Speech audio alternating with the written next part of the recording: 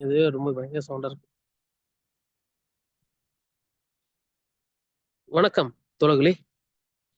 Palestine மீதான இனப்படுகொலை போர் துவங்கி இன்றோடு 488 நாட்களாகிறது. நாம் கடந்த காணொளி பதிவேற்றும்போது பல சிக்கல்களை சந்தித்தோம். அது குறித்து நாம் தோழர்களிடம் ஏற்கனவே விவரித்திருந்தோம். தெரியாத தோழர்களுக்காக சில தகவல்களை இப்போது நாம் கூற வேண்டியிருக்கிறது.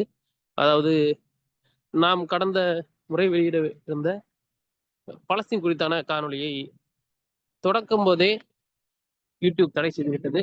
அதன் பிறகு நாம் தொடர்ந்து இயங்கும்போது யூடியூப் தரும் அந்த வருமானத்தையும் முழுமையாக நிறுத்திவிட்டார்கள்.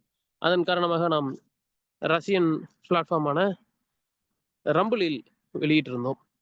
அதன் பிறகு நாம் மீண்டும் இப்போது இங்கே பேச இருக்கிறோம். இதில் நாம் முன்பு போல் எந்த படங்களையும் வெளியிடுவதில் மிகப்பெரிய அளவில் சிக்கல் இருப்பதை நாங்கள் அறிந்து கொண்டோம்.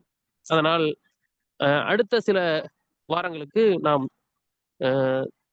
இந்த இரு புகைப்படங்கள் மட்டுமே இருக்கும். ஒலி மட்டுமே உங்களால் கேட்க முடியும். படங்கள் பெரிதாக இருக்காது. எனவே அதை முதன்மையாக தெரிவித்துக் கொள்கிறோம். அடுத்ததாக இன்று இதை நாம் பேசிக்கொண்டிருக்கும் இன்று 5 பிப்ரவரி 2025. இன்று பாலஸ்தீன் நேரம் காலை ஒரு 7 மணி அளவில் ஒரு தகவல் வந்தது. அது என்ன என்றால், ட்ரம்ப் மற்றும் நெத்தன்யாகு இருவர் இடையிலான பேச்சுவார்த்தைக்கு பிறகு அவர்கள் வெளியிட்ட அந்த பத்திரிகையாளர் சந்திப்பில் அவர்கள் வெளியிட்ட தகவல் என்பது மிகப்பெரிய அளவில் மிகவும் முன்னுக்கு பின் முரணான ஒன்றாக இருந்தது. அதில் ட்ரம்ப் கூறியிருந்த ஒரு விஷயம், காசாவை அமெரிக்கா எடுத்துக்கொள்ளும் என்பது. அது மிகப்பெரிய அளவில் பல்வேறு தளங்களில் கோபத்தை கிளப்பியிருக்கிறது. இன்னும் சொல்ல போனால் அவர்களின் கூட்டாளிகள் என்று கூறப்படும் நபர்கள் மற்றும் அமெரிக்கா உள்ளேயே இருக்கும் பலரும் அதற்கு எதிர்ப்பு தெரிவித்திருக்கிறார்கள். அதே போல் பல தகவல்கள் இருக்கின்றன. நாம் ஒவ்வொன்றாக பேச இருக்கிறோம். நம்மோடு தோழர் செந்தில் அவர்கள் இணைந்திருக்கிறார். வணக்கம் செந்தில் தோழர். வணக்கம் தோழர். தோழர், நம்ம ஏற்கனவே சொன்ன மாதிரி போன வீடியோ தான் எதுவும் பண்ண முடியாம போயிருச்சு. இந்த வீடியோல அது தொடர்பா சில விஷயங்களை நான் சொல்லிக்கிறேன். நான் உங்கள்கிட்டயுமே அதுக்கப்புறம் பேசல.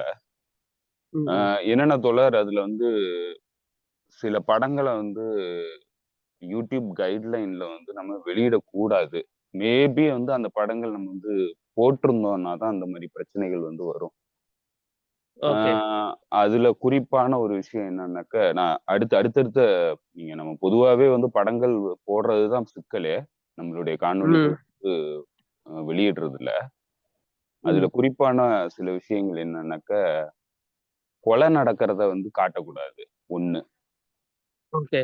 அது போர்க்களத்துல நடக்கிற கொலையா இருந்தாலும் அது நடக்கிறத காமிக்க கூடாது. அது வந்து கைட்லைன்.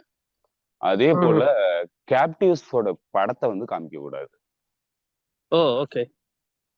போர் கைதிகளுடைய படத்தை வந்து காமிக்க கூடாது. அது வந்து நம்ம காமிச்சோம்னாக்க அது வந்து கைட்லைனை மீறின மாதிரி, அவங்களுடைய கைட்லைனை மீறின மாதிரி. மேபி போன முறை நம்ம பேசும்போது அந்த படம் இருந்திருக்கிறதுக்கான வாய்ப்பு இருக்கு. அதனாலதான் வந்து நிறையவே இருக்கு. அதை விட நான் முக்கியமா யோசிக்கிறது என்னன்னா, அன்னைக்குதான் அந்த ஒரு 10 நிமிஷத்துக்கு முன்னாடி தான் நம்ம அந்த வீடியோ பேசுறதுக்கு 10 நிமிஷத்துக்கு முன்னாடி தான் வந்து முகமது தைஃபோடைய சமீபத்திய படத்தை ஹமாஸ் ரிலீஸ் பண்ணிருச்சு. அதை தான் நம்ம ஃப்ரண்ட்ல வச்சு பேசணும். அது ஒரு பிரச்சனை கிடையாது. அது ஒரு பிரச்சனை கிடையாது. பிரதானமான பிரச்சனைங்கிறது, கைட்லைன்ல இருக்கிற பிரச்சனைங்கிறது, இந்த கேப்டிவ்ஸ் படத்தை வைக்க கூடாது. கேப்டிவ்ஸ் படத்தை காமிக்க கூடாது. மேபி நீங்க அதுல காமிச்சிருக்கிறதுக்கான வாய்ப்பு இருக்கு. ஏன்னா அந்த காணொலி முழுக்க அதை பத்தி தான் நம்ம பேசியிருந்தோம். அதனால நீங்க வச்சிருந்திருப்பீங்க. அது வச்சிருந்தோம்னாக்கா அந்த பிரச்சனை வரும். ஸோ அதனாலதான் தூக்கிட்டாங்கன்னு நினைக்கிறேன். அது மானிட்டைசேஷனையும் வந்து தடை பண்ணிட்டாங்க. நம்ம மானிட்டைசேஷன்ல ஒன்றும் பெருசா நம்ம காசு எடுக்கவே இல்லைன்னு நினைக்கிறேன். இது வரைக்குமே நம்ம காசு எடுக்கல. இல்ல, தோழர்களுக்கு சொன்னா சரியா இருக்கும்னு நினைக்கிறேன். ஒரு $300 வந்து அதுல வந்து ப்ரொடியூஸ் ஆயிருந்துச்சு. இது வரைக்கும் ஒரு வருஷம். ஆமா, இது வரைக்கும் மேல ஒரு வருஷத்துல 14 மாசத்துல $300 சேர்ந்துருந்துச்சு. அதை நாங்க அப்படியே வச்சிருந்தோம். அதுக்கு வந்து அக்கௌண்ட் நம்பர் கொடுக்கணும். அதுல நிறைய ப்ரொசீஜர் இருந்துச்சு. தோழர் செந்தில் தோழர் அதை அப்படியே வைங்க தோழர், அப்புறம் பாத்துக்கலாம்னு சொன்னதுனால அப்படியே விட்டுட்டோம். நாங்க அதை வேற எதுவும் பண்ணவும் இல்லை. அதான் நடந்தது. அதோட ஆமா. இந்த இந்த அந்த சில சிக்கல்கள் இருக்கு. 2வது இன்னொன்னு ரஷ்யன் பிளாட்ஃபார்ம் கிடையாது ரம்பிள். ரம்பிள் வந்து ஓகே, கெனடியன் பிளாட்ஃபார்ம். ஓகே. அது நமக்கு ரஷ்யன்னு சொல்லித்தானே அத குடுக்குறாங்க. இல்ல, அப்படித்தானே இல்ல, இல்ல. வந்துச்சு அது நானு. ஆ, இல்ல. டெலிகிராம்னுடைய சிஇஓ தான் ரஷ்யன் பிளாட்ஃபார்ம் டெலிகிராம்னு. ஓகே. ரம்பிள் வந்து Canadian platform. Okay, okay, okay. ம். அப்ப சரி. அப்ப நான் தான் ஏன்னா நெறைய தடவ ரஷ்யன் கனடாவிலயும், ரஷ்யன் தப்பா சொல்லிட்டு நெனைக்கிறேன். ரஷ்யாவிலேயே தடை செய்யப்பட்டது தான் ரம்பிள். ஓ! ஓகே. ஆஹஹ. ம். ஓகே. ஏன்னா அதுல தான் நமக்கு வந்து இந்த பிரஸ் டிவி, ஆர்டி எல்லாம் கிளியரா எந்த பிரச்சனையும் இல்லாம கிளியரா வருது. நான் அதனால அதுன்னு அது நெனச்சுட்டேன். அது கொஞ்சம் 2 கொஞ்சம் எப்படின்னாக்கா, அது அமெரிக்காவோட டீப் ஸ்டேட்டினுடைய நெருக்கடி இல்லாம இயங்கிட்டு இருக்கு. போல பல தளங்கள் இருக்கு. நம்ம தோழர்களுக்கு பெரிய அளவுக்கு அதுல போறது வியூவர்ஷிப் வந்து ரொம்ப கம்மி. ஏன்னா எல்லாருக்கும் பிரபலமா இருக்கிறது யூடியூப் தான். ம், நம்மளே ம். வந்து அடுத்தடுத்த இதுல என்னன்னா நமக்கு மெயினா வந்து இதுல முழுமையான நேரத்த வந்து ஒதுக்க முடியாம இருக்கு. ஒதுக்க முடிகிற மாரி இருந்ததுன்னா, நம்ம பாட்காஸ்ட் மத்த விஷயங்கள் நம்ம வந்து பண்ணலாம். ஸோ அதனால தோழர்கள ஆமா, அந்த தளங்களுக்கு நம்ம நகர்த்தலாம். இப்ப நமக்குமே ஆமா. நேரம் கிடைக்காதனால, இந்த யூடியூப் தான் சரியான தளமா இருக்கு. இன்னொரு விஷயமும் நம்ம ம். பண்ணலாம். டெலிகிராம்க்குள்ளேயே வந்து நம்ம வீடியோ வந்து பப்ளிஷ் பண்ணலாம். ஆ, ஓகே, ஓகே. அது கூட பண்ணலாம். கரெக்ட்டு தான். டெலிகிராம்க்குள்ள பண்ணிட்டோம்னா, நம்ம டெலிகிராம் சேனல்ல இருக்கிற தோழர்கள் எல்லாருமே பார்க்க முடியும். அது ஆமா. இல்லாம நம்ம யூடியூப்லயும் வந்து பப்ளிஷ் பண்ணிக்கலாம். ஓகே, ஓகே, அது ஓகே. மானிட்டைசேஷன் தானே போச்சு. அது ஒண்ணும் பெரிய பிரச்சனை கிடையாது. ஆமா, நமக்கு ஆமா, வியூஸ் போச்சுன்னா போதும். தோழர்களுக்கு போய் சேர்ந்ததுன்னா போதும். அவ்வளவுதான். ஆமா. அதேதான். தோழர்களுக்கு இன்னும் இதோட சேர்த்து ஒரு கோரிக்கை வச்சிரலாம். நீங்க அந்த டெலிகிராம்ல ஜாயின் பண்ணிட்டீங்கன்னா, எல்லாத்துலயும் டிஸ்கிரிப்ஷன்ல இருக்கும் நம்ம இதுல. டெலிகிராம் ஜாயின் பண்ணிட்டீங்கன்னா, தோழர் சொல்ற மாரி, எப்ப நமக்கு என்ன நெருக்கடி வந்தாலும் அதுல நம்ம இது பண்ணிக்கலாம். அது வந்து எக்காரணம் கொண்டும் நகராதுன்ற ஒரு நம்பிக்கையில தான் சொல்றோம். ஓகே ஆமா. தோழர். அது அப்படி வந்து இருக்கும் இப்ப. நீங்க ஃபுல் வீடியோவையும் நம்ம போடலாம். நம்ம எப்பல்லாம் ஆமா. வந்து இது ரெடி பண்றோமோ, அப்ப யூடியூபோட சேர்த்து டெலிகிராம்லயும் போட்டுறலாம். ஓகே, ஓகே தோழர். ஓகே இப்ப தோழர். அப்படியே சொல்லுங்க தோழர். சப்ஜெக்ட் வந்துரலாம். சப்ஜெக்ட் வந்துரலாம். இதுல இது ஒண்ணு, இந்த காசாவ வந்து நாங்க எடுத்துக்கிறேன்னு சொல்றது. எல்லாருமே கழுவி கழுவி ஊத்திருக்காங்க. ஹமாஸ் வந்து ரொம்ப கடுமையா சொல்லியிருக்குது. பிஐஜே என்ன சொல்லியிருக்கு அப்படின்னா, 80,000 டன்னு குண்ட நீங்க வீசுனீங்க. நாங்க என்னங்க இந்த விட்டுட்டு ஓடிட்டோமா? நீங்க இல்லன்னா யார் வந்தாலும் அதெல்லாம் நடக்கவே நடக்காது. காசா பாலஸ்தீனியர்களுக்கு தான். பாலஸ்தீனியர்கள் இங்கேருந்து எங்கேயும் போக மாட்டாங்க. அப்படின்னு சொல்லியிருக்காங்க. அந்த இன்டர்வியூல வந்து இவரே ஒரு வார்த்தை கேட்டிருக்காரு ட்ரம்பே. எதுக்கு அதுதான் வந்து ஒரு கிட்டத்தட்ட நரகம் மாரி ஆயிடுச்சே. இட் ஹாஸ் பீன் ஹெல். எதுக்கு வந்து திருப்பி வரணும்னு எதிர்பார்க்குறாங்க? அப்படின்னு கேட்டப்போ, உள்ள இருந்த ஒரு ரிப்போர்ட்டர் அங்க உட்கார்ந்திருந்த ரிப்போர்ட்டரே சொன்னாராம், "sir that is their home" அப்படின்னு சொல்லியிருக்கிறாரு. இந்த அடிப்படை அறிவு இல்லாம எப்படி ஒரு அதிபர் வந்து இத கேட்பாரு அப்படின்னு எல்லாரும் பார்க்குறாங்க. இது ஆக்சுவலா உண்மையிலே எந்த அளவுக்கு இது பாசிபிலிட்டி? அப்படி அவர் பண்றதுக்கு மற்றவர்கள் என்ன மத்தவர்களுடைய ரியாக்ஷன் என்னவா இருக்கும்னு நினைக்கிறீங்க? இது வந்து அமெரிக்கன் எம்பையரினுடைய அரகன்ஸ். அவங்களுடைய ஆணவத்தின் உச்சம். அந்த ஆணவத்தினுடைய வெளிப்பாடா தான் வந்து இந்த மாதிரி ட்ரம்ப் பேசியிருக்கிறாரு. ட்ரம்பினுடைய விஷயத்திலே ரொம்ப நல்ல விஷயம் என்னன்னாக்க, உலக மக்களுக்கு ஒரு நல்ல விஷயம் என்னன்னாக்க, ட்ரம்ப் அமெரிக்கன் எம்பையரினுடைய முகத்த வந்து திறந்து காட்டக்கூடிய ஒரு நபர். அமெரிக்கன் எம்பையர் எந்த மாதிரியான எம்பையர் அப்படிங்கிறத ட்ரம்ப் வந்து தெளிவா காட்டிருவாரு. அதுதான் அவருடைய பிளஸ் பாயிண்ட். அது உலக மக்களுக்கு அதனுடைய இந்த அரகன்ஸ், ஹியூப்ரஸ், அதாவது அகம்பாவம், ஆணவம், இந்த ஆணவத்த முழுக்க வந்து வெளிக்காட்டும் ஒரு நபரா தான் வந்து ட்ரம்ப் இருந்திருக்கிறாரு. அதனால தான் வந்து அமெரிக்காவுல இருக்கக்கூடிய டீப் ஸ்டேட் அவர விரும்புறதில்ல. ஏன்னா, அது டிஸ்கைஸ் பண்ணிக்குது. அதாவது தன்னை மறைச்சுக்கிட்டு, முகமூடி போட்டுக்கிட்டு தான் வந்து இயங்கணும்னு நினைக்குது. ஏன்னா, அது சாஃப்ட் பவர்ல தான் வந்து அந்த எம்பையரே வந்து இயங்கிட்டு இருக்கு. கிட்டத்தட்ட 100 ஆண்டு கால சாஃப்ட் பவர கிரியேட் பண்ணி வச்சிருக்கு. புரொபகேண்டா சாஃப்ட் பவர வந்து கிரியேட் பண்ணியிருக்கு. ஸோ, இப்ப இந்த சாஃப்ட் பவர் மூலமா தான் அது வந்து இயங்குது. நம்ம ஏற்கனவே பலமுறை பேசிட்டோம். அமெரிக்கன் எம்பையர் எப்படி இயங்குதுங்கிறத பத்தி. அமெரிக்கன் எம்பையர்ங்கிறது சில டூல்ஸ் வச்சிருக்கு. ஸோ, சாஃப்ட் பவர்ங்கிறது மிக முக்கியமானது. இந்த சாஃப்ட் பவர் மூலமா தான் வந்து அவங்களுடைய கல்ச்சுரல் வேல்யூ, அவங்களுடைய அவங்களுடைய அந்த அமெரிக்கன் ட்ரீம்ங்கிறத வந்து உலகம் முழுக்க வந்து எக்ஸ்போர்ட் பண்றாங்க. அத வந்து எப்படின்னாக்கா, நீங்க உலகம் முழுக்க வந்து இன்னைக்கும் ஹாலிவுட்டினுடைய மிக முக்கியமான பங்களிப்பு அதுதான். ஹாலிவுட்ங்கிறது ஒரு புரொபகேண்டா மெஷின். அந்த மெஷின் வந்து எதுக்காக இயங்குதுன்னாக்க, அது எம்பையர வந்து உலகம் முழுக்க கொண்டு போய் ப்ரொபகேட் பண்றதுக்காக தான் வந்து இந்த ஹாலிவுட் மெஷினே வந்து இயங்கிட்டு இருக்கு. அதனாலதான் அதுல அவ்வளவு பெரிய முதலீடுகள் வந்து போடப்பட்டுக்கிட்டே இருக்கு.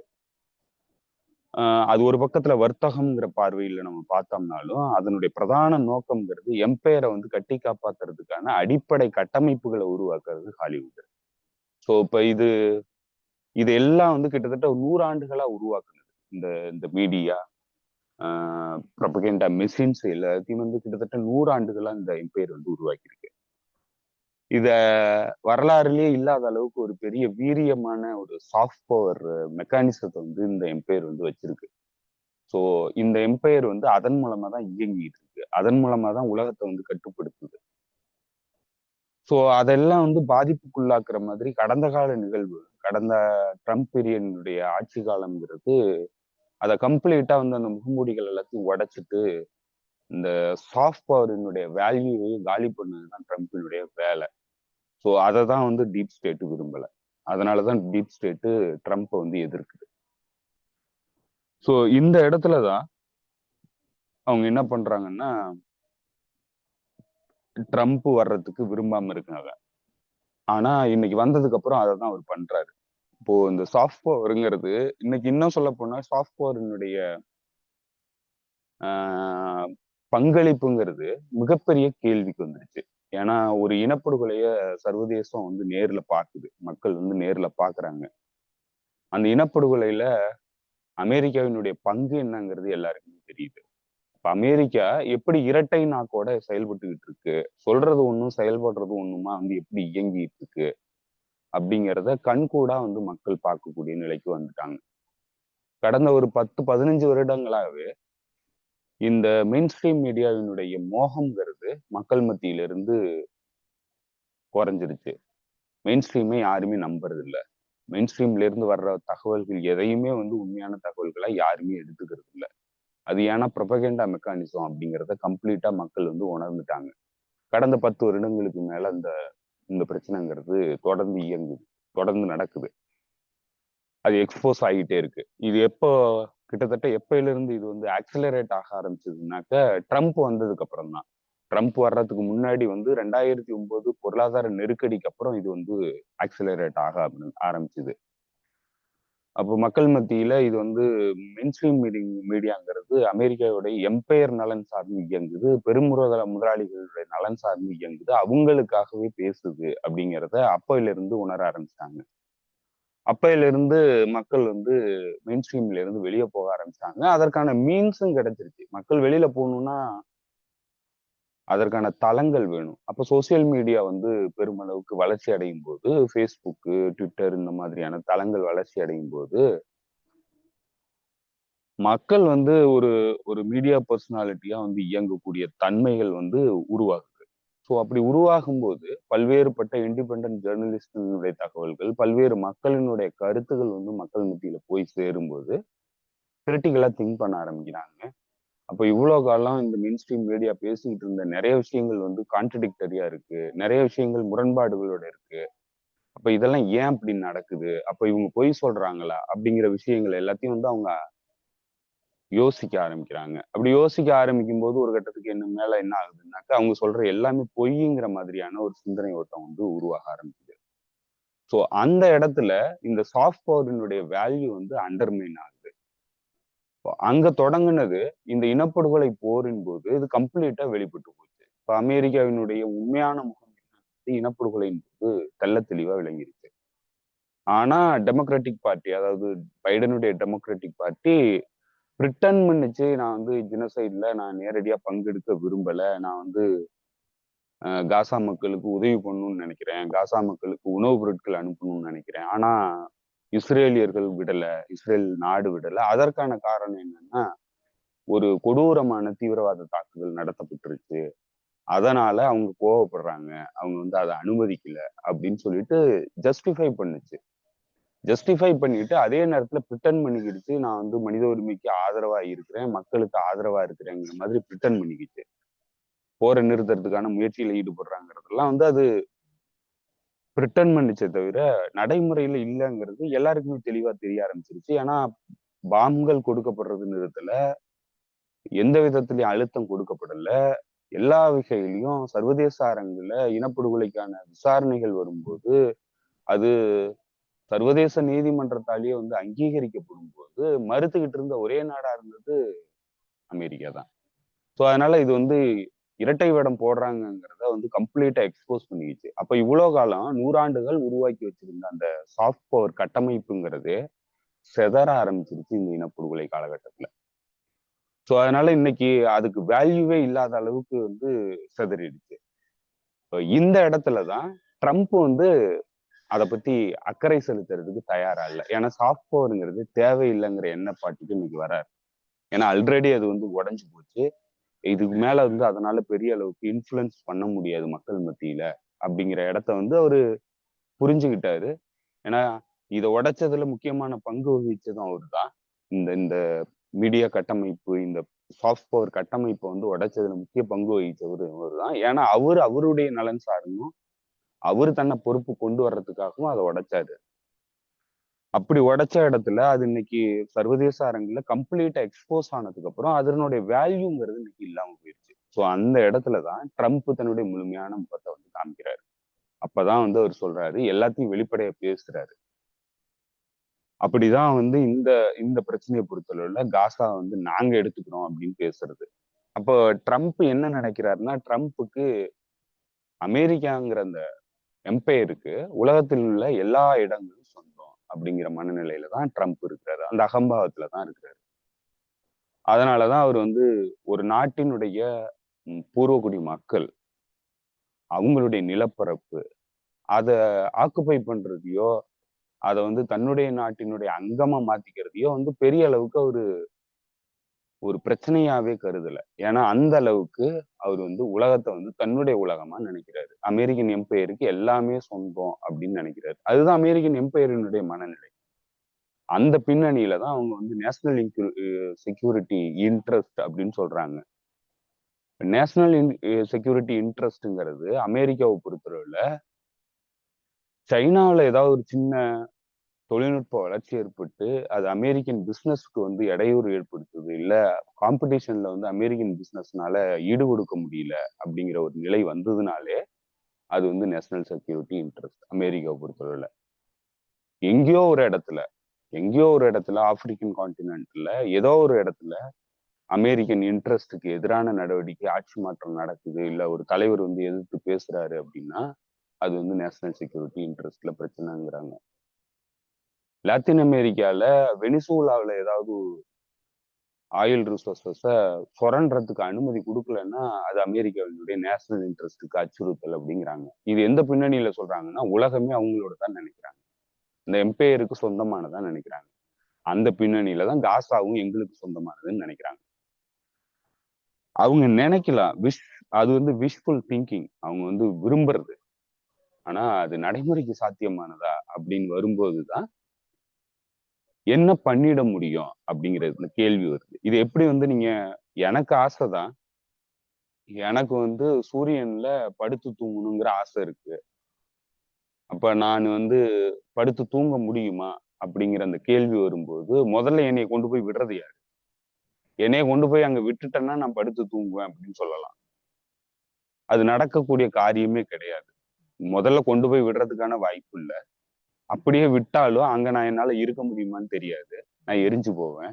ஆனாலும் நான் வந்து பிரிட்டன் பண்ணி சொல்லிக்கலாம், என்னை கொண்டு போய் அங்க விட்டுட்டீங்கன்னா நான் வந்து உயிரோட இருப்பேன், நான் வந்து படுத்து தூங்குவேன் அப்படின்னு நம்ம சொல்லிக்கலாம். அது நடைமுறைக்கு சாத்தியமற்றது. இப்ப அதே நிலைதான் இங்கேயும். இப்போ காசா வந்து என்னோடதுன்னு நான் சொல்லிக்கலாம், எப்படி வந்து அதை நான் வந்து என்னோடதான் மாத்த முடியும் அப்படிங்கிற அந்த கேள்வி இருக்குல்ல. இப்ப இந்த 15 மாச காலத்துல நீங்க போடாத குண்டுங்கிறது என்ன இருக்கு, என்ன பண்ண முடியாதது உங்கள்கிட்ட பாக்கி இருக்கு? ஏதாவது இருந்திருந்ததுன்னா அதை நீங்க செயல்படுத்திருப்பீங்க. இஸ்ரேலுங்கிற ஒரு அட்டாக் டாக வச்சு இனப்படுகொலை பண்ணிட்டீங்க. ஒட்டுமொத்தமா கட்டடங்களை பூரா சதைச்சிட்டீங்க. எந்த இன்ஃப்ராஸ்ட்ரக்சரும் கிடையாது. பட்டினி போட்டிருக்கீங்க 15 மாசமா. கொத்து குண்டுகளை போட்டு எல்லாரையுமே கொன்னுருக்கீங்க. எல்லாத்தையும் பண்ணதுக்கு அப்புறம் உங்களால ஒரு நாள் கூட அங்க நிம்மதியா இருக்க முடியல. உங்களுடைய ராணுவம் வந்து அடிபட்டு ஓடுது. தினம் இழப்புகளை சந்திக்குது உங்களுடைய ராணுவம். இஸ்ரேலால பண்ண முடியாதத அமெரிக்காவால என்ன பண்ணிட முடியும்? இவ்வளவு தூரத்துக்கு அப்புறம் வந்து இவ்வளவு தூரம் தள்ளி வந்து அதுக்கான வாய்ப்பே கிடையாது. அப்போ இந்த இந்த பேச்சுகள் எதுவுமே நடைமுறைக்கு சாத்தியமற்றது. இது அவங்க விரும்பலாம். ஆனா அது நடைமுறைக்கு சாத்தியமற்றது. அவர் என்னவா பாக்குறாருன்னா, அத ஒரு நல்ல ஒரு ரியல் எஸ்டேட்டா பாக்குறாரு காசாவ. காசா வந்து ஒரு நல்ல ரம்மியமான சூழல்ல இருக்கக்கூடிய ஒரு இடம். அந்த இடத்துல கட்டடங்கள் கட்டி ஹோட்டல்ஸு, மத்த அபார்ட்மெண்ட்ஸ் இதெல்லாம் கட்டினாக்கா நல்லா அழகா இருக்கும்னு நினைக்கிறாரு. அழகா இருக்கணும்னா அது உங்க இடமா இருக்கணும். அப்ப நீங்க கட்டி அழகா அதை வந்து பூரிப்பா வச்சுக்கலாம். ஆனா இன்னொருத்தனுடைய இடத்துல வந்து நீங்க அதை கட்டி நான் வந்து அது அழகா இருக்கும் அப்படின்னு சொன்னீங்கன்னா அவனை எங்க கொண்டு போய் நீங்க போடுவீங்க? அவங்க பல இடத்துல அதை கொண்டு போய் போடுறதுக்கான முயற்சியில ஈடுபடுறாங்க. அதற்கான ப்ரொபோசல்ஸ் வந்து கொடுத்துக்கிட்டே இருக்கிறாங்க. அச்சுறுத்தலை கொடுத்துக்கிட்டே இருக்கிறாங்க. ஜோர்டான்ல ஏத்துக்கணும்னு சொல்லி நெருக்கடி கொடுக்குறாங்க. எஜிப்துல நெருக்கடி கொடுத்துக்கிட்டு இருக்கிறாங்க. சோ அவங்க எல்லாம் ஏத்துப்பாங்கன்னு நம்புறாங்க. ஏன்னா அமெரிக்கா சொன்னா ஏத்துக்கிட்டு தான் ஆகணும்னு நம்புறாரு. சோ அதெல்லாம் ஆனா அவங்களால ஏத்துக்க முடியுமான்னா அவங்களுக்கு ஏகப்பட்ட சிக்கல்கள் இருக்கு. அதை நம்ம பலமுறை பேசிட்டோம். அவங்களுக்கு என்னென்ன சிக்கல்லாம் இருக்கு அப்படிங்கிறத பத்தி. சோ அதனால அவங்களுக்கு ஏத்துக்கக்கூடிய வாய்ப்பு இல்லை. என்னதான் நெருக்கடி கொடுத்தாலும் ஏத்துக்கக்கூடிய வாய்ப்புங்கிறது மிக மிக குறைவா இருக்கு. அப்படி இருக்கிற இடத்துல இவங்களை எங்கெல்லாம் கொண்டு போய் போடுறதுக்கான முயற்சிகளை வந்து அவங்க எடுக்கிறாங்கன்னு பாத்தீங்கன்னாக்க ஆப்பிரிக்கன் கான்டினென்ட்ல இருக்கக்கூடிய சில நாடுகள் கூட பேச்சுவார்த்தையில ஈடுபட்டுக்கிட்டு இருக்கிறாங்க. மார்க்கோ ரூபியோவினுடைய வேலை அதுவாதான் இருக்கு. அதே மாதிரி அல்பேனியால வந்து கொண்டு போய் போடுறதுக்கான முயற்சியில ஈடுபட்டுக்கிட்டு இருக்காங்க. இதெல்லாம் வந்து அவங்களுடைய திட்டமிடலா இருக்கு. அவங்க வந்து இதெல்லாம் பண்ணலாம்னு சொல்லி யோசிச்சுக்கிட்டு இருக்கிறாங்க. ஆனா இதெல்லாம் யோசிச்சுட்டு அவங்களுடைய விருப்பத்துக்கு மக்களை கொண்டு போய் போடக்கூடிய சூழல் இருக்கான்னா நீங்க வந்து அகைன் இங்க இருக்கிற ரெசிஸ்டன்ஸ் அமைப்புகளை எதிர்கொண்டுதான் நீங்க கொண்டு போய் அவங்கள வெளியேற்ற முடியும். இவ்வளவு இனப்படுகொலை, இத்தனை ஆயிரம் குண்டுகள், இத்தனை ஆயிரம் டன் கணக்கான குண்டுகளை போட்டு அவங்கள வெளியேற்றி இந்த பகுதியிலேருந்து விரட்டி அடிக்க முடியலன்னா இதுக்கு மேல நீங்க எத்தனை குண்டுகளை போட்டு அவங்கள எல்லாம் வெளியேற்றணும்? அதற்கான சாத்தியக்கூறுகள் இருக்கா? இங்க இருக்கிற அமைப்புகள் சும்மா விட்டுருவாங்களா அவங்கள? இது எதுவுமே வந்து சாத்தியத்துக்கு நடைமுறைக்கு சாத்தியமற்றது. சோ அதனால அவர் வந்து இது தெரிஞ்சு பேசுறாரா இல்ல ஹாலுசினேஷன்ல பேசுறாரா அப்படிங்கிறது தெரியல. ஏதோ ஒரு கற்பனா உலகத்துல வந்து இருந்துகிட்டு அவர் பேசுற மாதிரி தான் இருக்கு. ஆனா அவரு சில விஷயங்கள்ல வந்து அவருடைய செக்ஷன்ஸ் ஆஃப் ஆடியன்ஸை வந்து கன்வின்ஸ் பண்றதுக்கான முயற்சியில ஈடுபடுறாரு. இப்ப இது யாருக்காக பேசுறாரு அப்படின்னு நீங்க ஒட்டுமொத்தமா பாத்தீங்கன்னா இது இஸ்ரேல்ல இருக்கக்கூடிய வலதுசாரி தீவிரவாதிகளுக்கு சார்பா பேசிட்டு இருக்காரு. இஸ்ரேல்ல இருக்கக்கூடிய வலதுசாரி தீவிரவாதிகள் நெத்தன்யாகு அரசாங்கத்தை கவிழ்க்கிறதுக்கான நடவடிக்கையில ஈடுபடுவாங்கிறதுக்காக அதை தடுக்க வேண்டிய இடத்துல ட்ரம்ப் வந்து இந்த மாதிரியான பேச்சுக்களை பேசுறாரு. இப்ப ட்ரம்ப் வந்து இஸ்ரேலுக்கு ஆதரவா இருக்கேன், நெத்தன்யாகுவுக்கு ஆதரவா இருக்கேன், உங்க கூட தான் நான் நிக்கிறேன் அப்படிங்கிறத காட்டணும். ஏன்னா அங்க இந்த சீஸ்ஃபயர் வந்ததுக்கு அப்புறம் மிகப்பெரிய சிக்கல்கள் அந்த சொசைட்டிக்குள்ள உருவாயிருக்கு. இஸ்ரேல் சொசைட்டிக்குள்ள மீண்டும் போர ஆரம்பிக்கிறதுக்கான சூழ்நிலை இல்லை. போரை ஆரம்பிச்சாங்கன்னா இஸ்ரேல் சொசைட்டியே வந்து மிகப்பெரிய பிளவை வந்து சந்திக்கும். மிகப்பெரிய உள்நாட்டு போரே ஏற்படுறதுக்கான வாய்ப்பு இருக்கு. போறதுக்கான சூழலும் இல்லை. ராணுவ ரீதியா போறதுக்கான சூழல் இல்லை. ராணுவ ரீதியா போனாங்கன்னா மிகப்பெரிய நெருக்கடியை எதிர்கொள்வாங்க. மீண்டும் வந்து இந்த போரை மறுபடியும் முதல்ல இருந்து கட்டமைக்கணும்னா சர்வதேச அரங்குல மிகப்பெரிய நெருக்கடிகளை எதிர்கொள்வாங்க. ஏற்கனவே அவங்களுடைய நாட்டினுடைய பொருளாதாரம் ஒட்டுமொத்தமா சிதைஞ்சு போயிருக்கு. மீண்டும் வந்து இதே பொருளாதார நிலை நீடிச்சதுன்னா இந்த நாடு இயங்குறதுக்கான எந்த சூழலும் இல்லை. அமெரிக்கா இன்னைக்கு உலகம் முழுக்க இருக்கக்கூடிய முதலீடுகள், குறிப்பா வந்து சொல்ல போனா அவங்களுடைய உதவிகள் எல்லாத்தையுமே தடை பண்றாங்க. யுஎஸ்ஐடுங்கிற அந்த தொண்டு நிறுவனத்தை கம்ப்ளீட்டா மூடிட்டாங்க. ட்ரம்ப் உத்தரவின் பேர்ல யுஎஸ்ஐட வந்து மூடிட்டாங்க. யுஎஸ்ஐடு உலகம் முழுக்க ஆட்சி மாற்றத்துக்கான நடவடிக்கைகளுக்காக சாஃப்ட் பவர், அங்கங்க இருக்கிற ஜேர்னலிஸ்டுகளுக்கான உதவி, அதே போல நேரடியா வந்து அரசியல் கட்சிகளுக்கான உதவி, அந்தந்த நாடுகள்ல கிளர்ச்சி ஏற்படுத்துறதுக்கான கட்சிகளுக்கான உதவி, இது எல்லாத்தையும் பண்ணிட்டு இருந்தது யுஎஸ்ஐடு. இப்ப இந்த யுஎஸ்ஐடு டிஸ்மேண்டில் பண்றாங்க. ஏன்னா எதற்காக அவங்க பண்றாங்கன்னா இது எல்லாம் வந்து நிதிகளை உலகம் முழுக்க இவங்க வந்து கொண்டு போய் இனாமா கொடுக்குறாங்க அப்படிங்கிற பின்னணியில அவங்க அதெல்லாத்தையும் டிசால்வ் பண்றாங்க. அப்படி பண்ணிக்கிட்டு இருக்கிற ட்ரம்ப் மீண்டும் வந்து இஸ்ரேல் மீண்டும் இந்த போர் ஆரம்பிச்சு அதுக்கு இன்னும் பல பில்லியன் டாலர்ஸ் கொடுக்கறதுக்கு தயாரா இருப்பாங்களா அப்படிங்கிறது மிகப்பெரிய கேள்வி. ஏன்னா ட்ரம்ப் வந்து பட்ஜெட்டை கால்குலேட் பண்றாரு. ஏன்னா அந்த நாடு மிகப்பெரிய பொருளாதார சிக்கல்ல இருக்கு, கடன் நெருக்கடியில இருக்கு. அதனுடைய டாலர் வேல்யூ கேள்விக்கு வந்திருக்கு.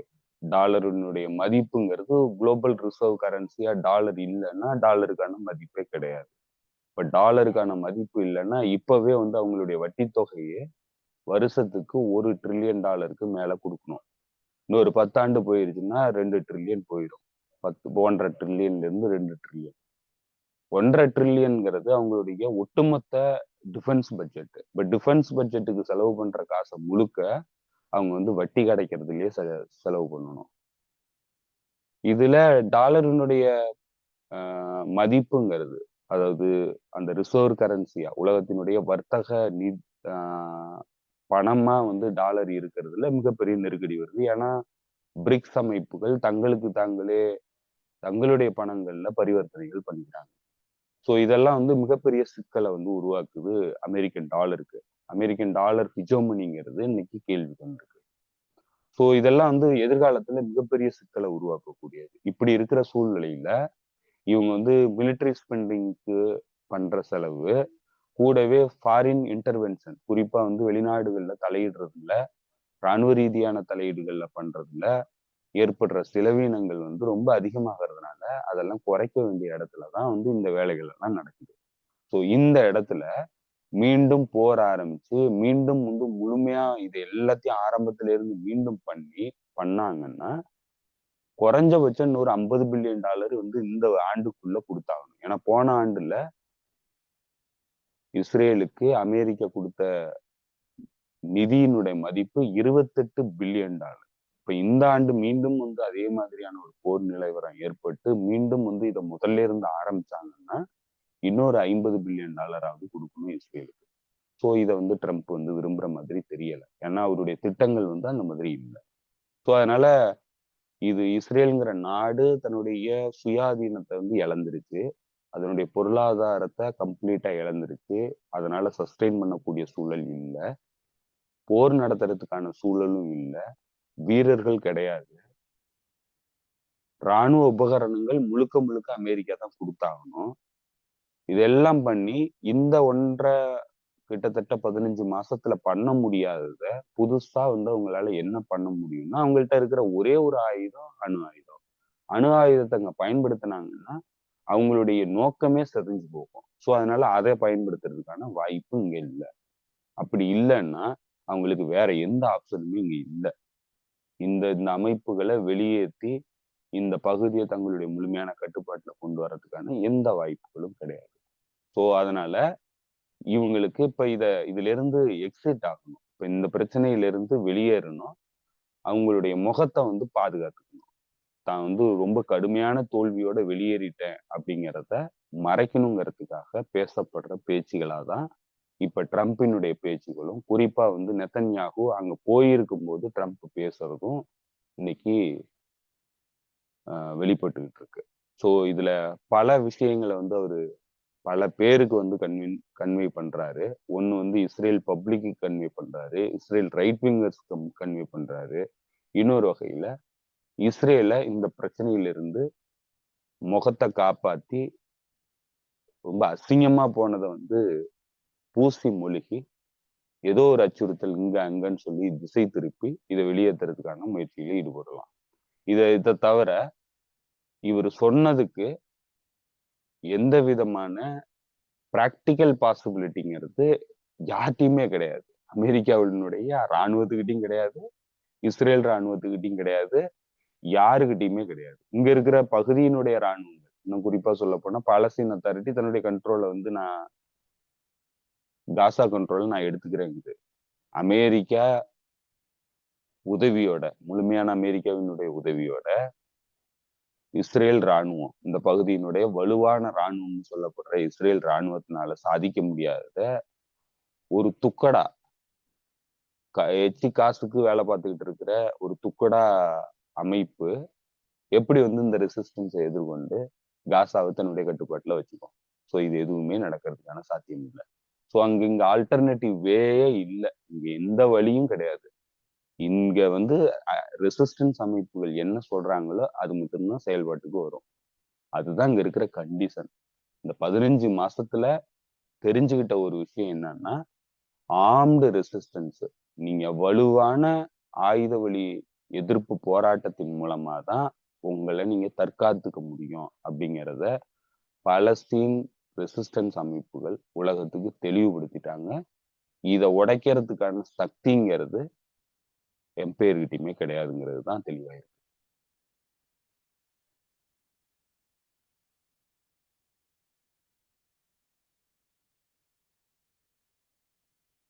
ஓகே ஓகே தோழர். இதுல வந்து இந்த இந்த வாரங்கள்ல, இந்த கடந்த வாரங்கள் நடந்த பல தகவல்கள், நான் நிறைய தகவல்கள் வந்து தோழர்களுக்கு டெலிகிராம்ல சொல்ல முடியல. அதுல ஒரு விஷயம் என்ன அப்படின்னா, நீங்க அந்த வெனிசுலா சொன்னதுனால எனக்கு ஞாபகம் வருது. போன வாரத்துல வெள்ளிக்கிழமையா அல்லது வந்து ஞாயிற்றுக்கிழமையா தெரியல, ஒரு ஸ்பெஷல் என்வாய் வந்து தூதரை வந்து அனுப்பியிருக்கிறாரு ட்ரம்ப் வந்து இதுக்கு வெனிசுலாவுக்கு.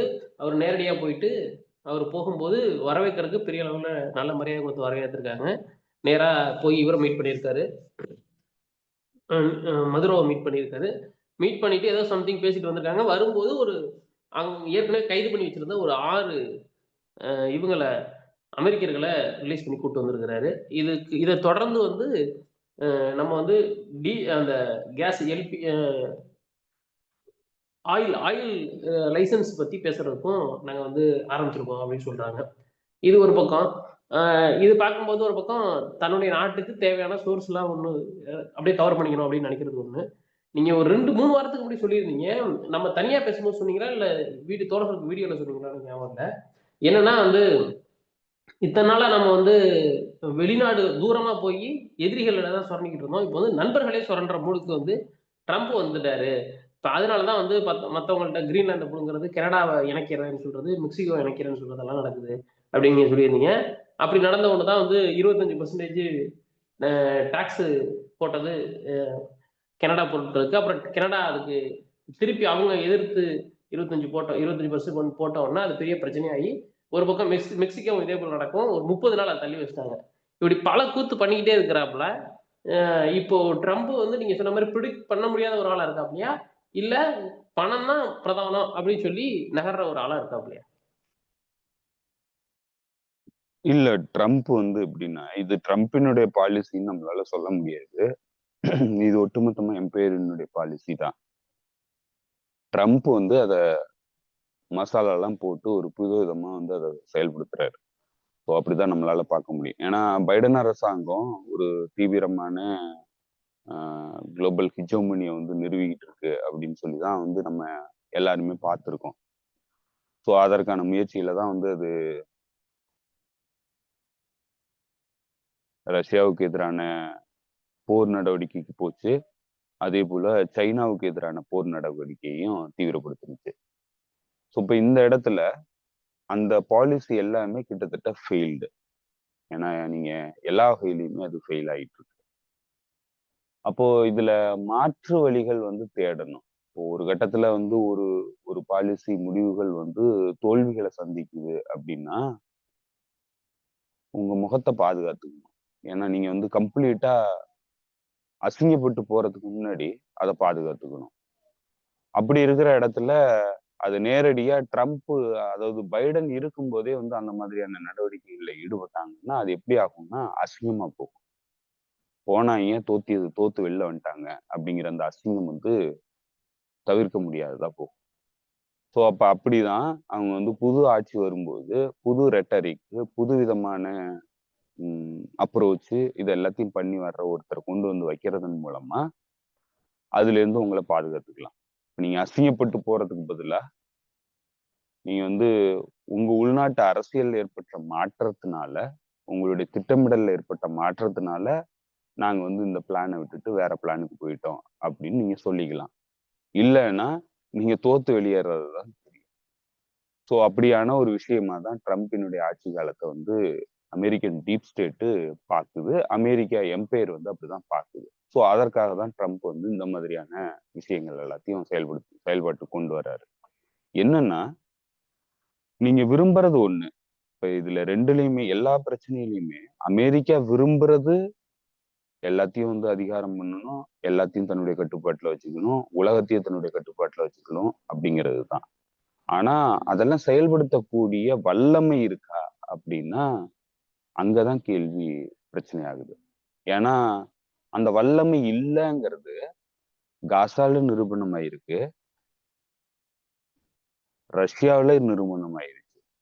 ஸோ இந்த ரெண்டு பக்கத்துலயும் வந்து நிரூபணம் ஆனதுக்கு அப்புறம் உங்களால அதை செயல்படுத்த முடியாது. ஏன்னா எதிரணி ரொம்ப வலுவா இருக்காங்க, அவங்க உங்களை எதிர்த்து சண்டை போடுறாங்க, உங்களால எதிர்த்து அவங்கள எதுவும் பண்ண முடியல. அப்படிங்கிறப்போ நீங்க இந்த பிளானை வந்து ஒண்ணு ரீட்ரீட் பண்ணணும், உங்களை வலுப்படுத்துற வரைக்கும் நீங்க வந்து பின்வாங்கி போய் வேற திட்டத்தோட வரணும். அப்படி இல்லைன்னா இதை விட்டுட்டு விலகணும். இதை வந்து தவிர்க்கவே முடியாது அப்படிங்கிற சூழல் வந்ததுன்னா நீங்க வந்து இதை விட்டுட்டு வேற பிளானுக்கு நீங்க போகணும். அப்படியான ஒரு சூழல் வந்து அமெரிக்கன் எம்பையருக்கு ஏற்பட்டிருக்கு. அது ட்ரம்ப்ங்கிற தனிநபர் சார்ந்தது இல்லை. அது வந்து அமெரிக்கன் எம்பையருக்கு இந்த சிக்கல் வந்து உருவாயிருக்கு. ஏன்னா அவங்களுடைய எபிலிட்டிங்கிறது, அவங்களுடைய அவங்களுடைய திறன்கிறது, இதை எதிர்கொள்ளக்கூடிய திறன் வந்து அவங்கள்ட்ட இல்லை. அது களத்துல நிரூபணம் ஆயிருக்கு. ஏன்னா குறிப்பா நீங்க இந்த போரை பொறுத்தளவுல, காசால நடந்த இந்த போர் களத்தை பொறுத்தளவுல யமன் அன்சார் அமைப்பை எதிர்கொள்ள முடியல அவங்களால. யமன் அன்சார் அமைப்பை நீங்க எதிர்கொள்ள முடியலன்னா ரஷ்யா மாதிரியான ஒரு பவரை வந்து எப்படி எதிர்கொள்ளுவீங்க? சைனா மாதிரியான ஒரு மிகப்பெரிய பவரை வந்து எப்படி எதிர்கொள்ளுவீங்க? ஈரான் மாதிரியான ஒரு பவரை வந்து நீங்க எப்படி எதிர்கொள்ளுவீங்க? இவங்க தான் உங்களுடைய பியர் காம்படிட்டர்ஸ். மிலிட்டரிலி உங்களுடைய ரைவல் ஃபோர்ஸ்னா இவங்க தான். இவங்க எல்லாத்தையும் வந்து ஒடுக்குனதுக்கு அப்புறம் தான் நீங்க மீண்டும் வந்து இந்த உலகத்தினுடைய கட்டுப்பாட்டை உங்க கைக்கு கொண்டு போக முடியும். அதுதான் இன்னைக்கு விலகி போயிட்டே இருக்கு. உங்களுடைய கட்டுப்பாட்டுல இருந்து உலகம் வந்து போகுது. அதை தடுக்கிறதுக்கான முயற்சியில தான் யாரு விலகி போறதுக்கான நடவடிக்கைகள்ல ஈடுபடுறாங்களோ அவங்கள அழிக்கணுங்கிற திட்டத்தோட தான் வந்து நீங்க இந்த போர்களை வந்து ஆரம்பிக்கிறீங்க. இப்ப இந்த போர்க்களத்துல யமன் அன்சார் அமைப்பு கிட்ட மிகப்பெரிய தோல்வியை நீங்க சந்திக்கும் போது எப்படி வந்து நீங்க இந்த பெரிய பவர்ஸ் கூட சண்டை போட்டு ஜெயிக்க முடியும்? அப்ப ஜெயிக்கிறதுக்கான திறன் வந்து உங்கள்ட்ட இல்ல. உங்களுடைய கெப்பாசிட்டி சேச்சுரேஷன் பாயிண்ட்டுக்கு வந்துருச்சு. உங்களால இதுக்கு மேல வந்து கெப்பாசிட்டி உங்கள்ட்ட கிடையாது. அப்போ நீங்க வந்து என்ன பண்ணணும்? நீங்க இது கெப்பாசிட்டி இல்லைனாலும் பரவாயில்ல நான் போறேன்னு போனீங்கன்னா அடுத்த கட்டங்கிறது அணு ஆயுத போர் தான்.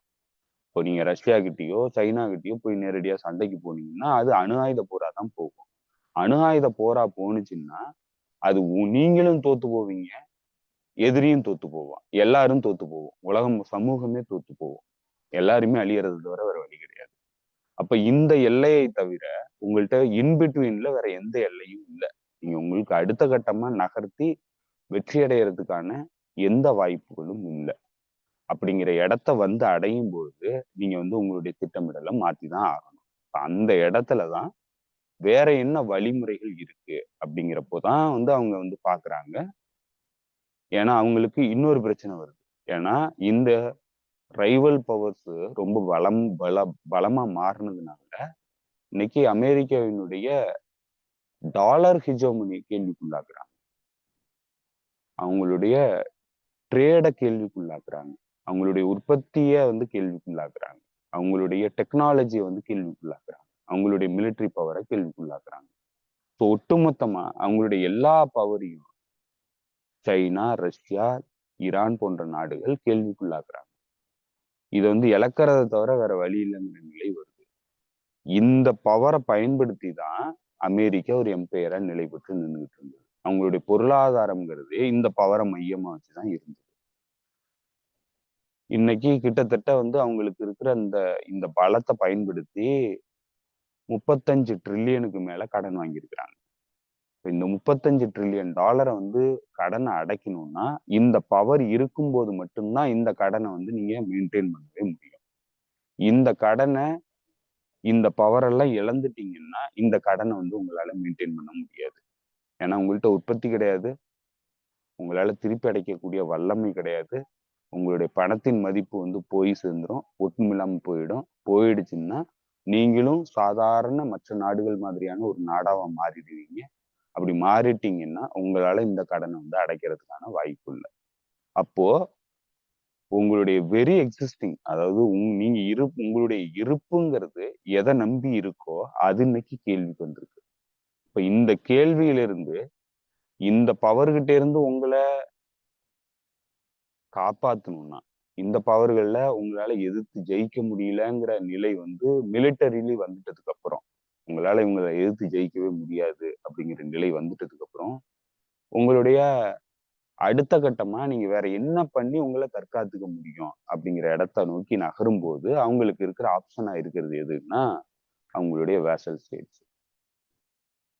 அப்போ அவங்க எங்கிருந்து வளங்களை சுரண்டலாம், நம்மளுடைய கடனை வந்து எப்படி நம்ம மெயின்டைன் பண்ணலாம், கொலாட்ரல் வேணும். இப்ப நீங்க கடன் வச்சிருக்கீங்கன்னா, $35 trillion வந்து நீங்க கடன் வச்சிருக்கீங்கன்னா உங்களுக்கு கொலாட்ரல் வேணும்.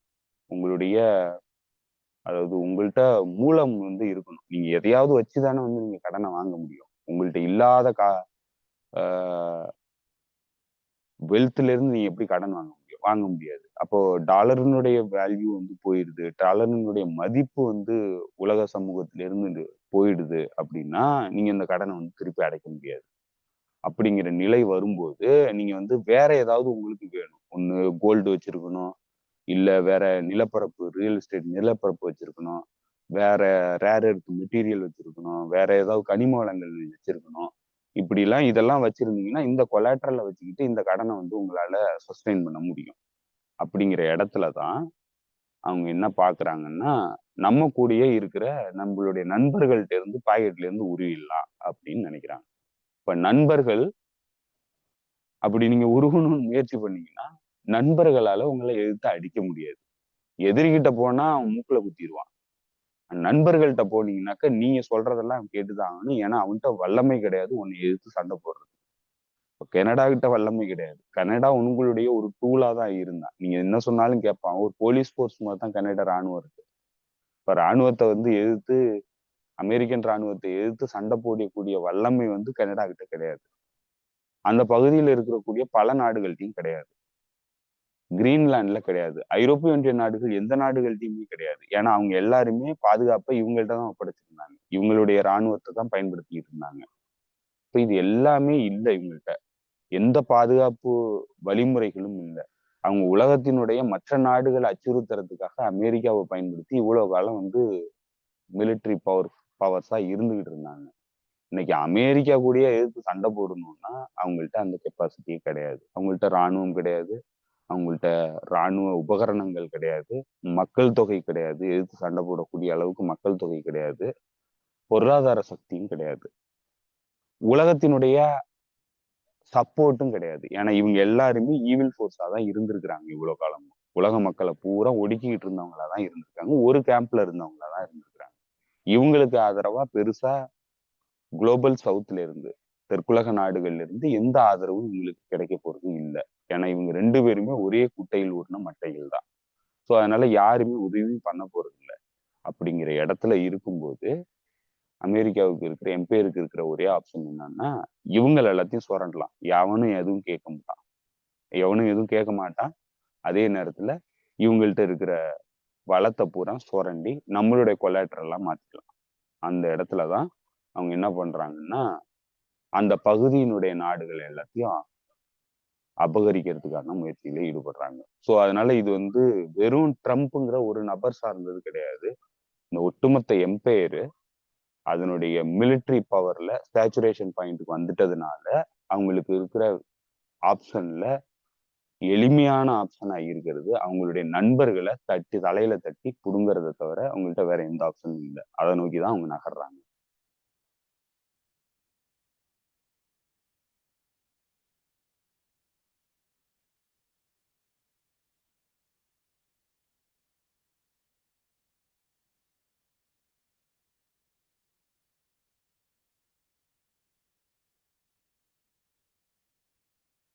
தோழர், ஓகே ஓகே தோழர்.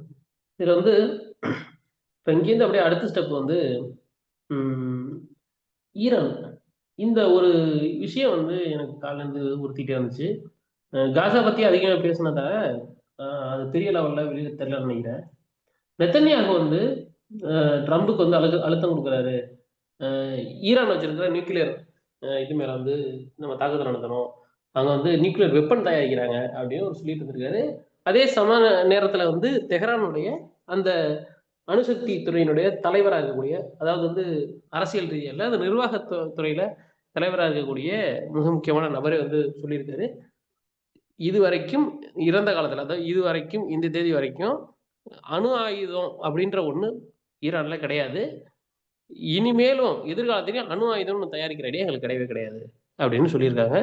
ஆனால் வந்து மிகப்பெரிய அளவுல அஹ், நெத்தன்யாகு வந்து அழுத்தம் கொடுக்கறதா ஒரு பக்கம் சொல்றாங்க. இன்னைக்கு இப்போ ஜஸ்ட் ஒரு 4 ஹவர்ஸ் முன்னாடி ட்ரம்ப் அப்படியே டக்கால்னு ஒரு பெல்ட் அடிச்சிருக்காப்புல. என்னன்னா, நம்ம வந்து அவங்க கூட ஒரு டீல் போடணும். டீல் போட்டு சைன் பண்ணிட்டோம்னா நிறைய பிரச்சனைகளை சால்வ் பண்ணிக்கலாம் நமக்கும் ஈரானுக்கும் அப்படின்னு. இதை உடனே அடுத்த ஒரு மணி நேரத்துல பெசஸ்கியானும் வந்து நாங்க வந்து we are open for negotiation அப்படின்ற மாதிரி ஏதோ சொல்லியிருக்காப்புல.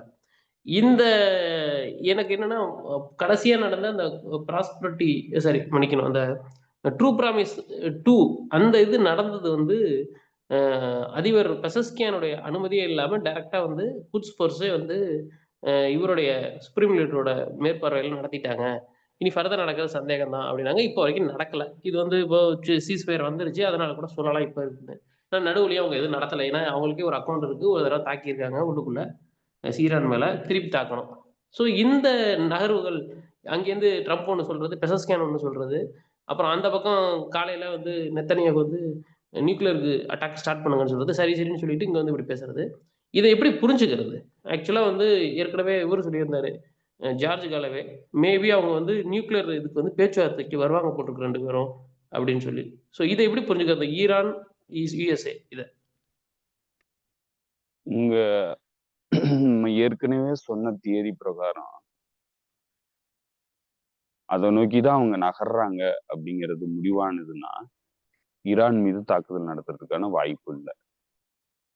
ஏன்னா ஈரான் மீது தாக்குதல் நடத்தினா ஈரான் திருப்பி அடிக்கும். ஈரான் திருப்பி அடிச்சதுன்னா அதை எப்படி எதிர்கொள்றது அப்படிங்கிற அந்த கேள்வி இருக்கு. மிச்ச சொச்சம் இருக்கிற இந்த டாலர் மதிப்புங்கிறது எதை நம்பி இருக்குன்னா கல்ஃப் கண்ட்ரீஸினுடைய ஆயிலை நம்பிதான் இருக்கு. கல்ஃப் கண்ட்ரீஸ்ல ஆயுதங்கள், அதாவது ஆயில் விற்பனைக்காக டாலரை தான் பயன்படுத்துறாங்க, பெட்ரோ டாலர் பயன்படுத்துறாங்க. அதன் மூலமா தான் இந்த டாலரினுடைய மதிப்பு வந்து இப்ப இருக்கிற நிலையில இருந்துகிட்டு இருக்கு. ஈரான் மீது அமெரிக்கா, அதுவும் குறிப்பா வந்து அமெரிக்கா தலையிட்டு தாக்குதல் நடத்துனுச்சுன்னா ஈரான் வந்து அமெரிக்காவினுடைய அலைஸா இருக்கக்கூடிய இந்த பகுதியினுடைய ரெஜிம், எல்லா ரெஜிம் மீதும் தாக்குதல் நடத்தும். அதை வந்து தவிர்க்கவே முடியாது. ஏன்னா அவங்களுடைய பேஸ் அங்கதான் இருக்கு. அமெரிக்காவினுடைய பேஸ் எங்கெங்கெல்லாம் இருக்கோ அங்க எல்லாம் வந்து ஈரான் மீது தாக்குதல் நடத்தும்.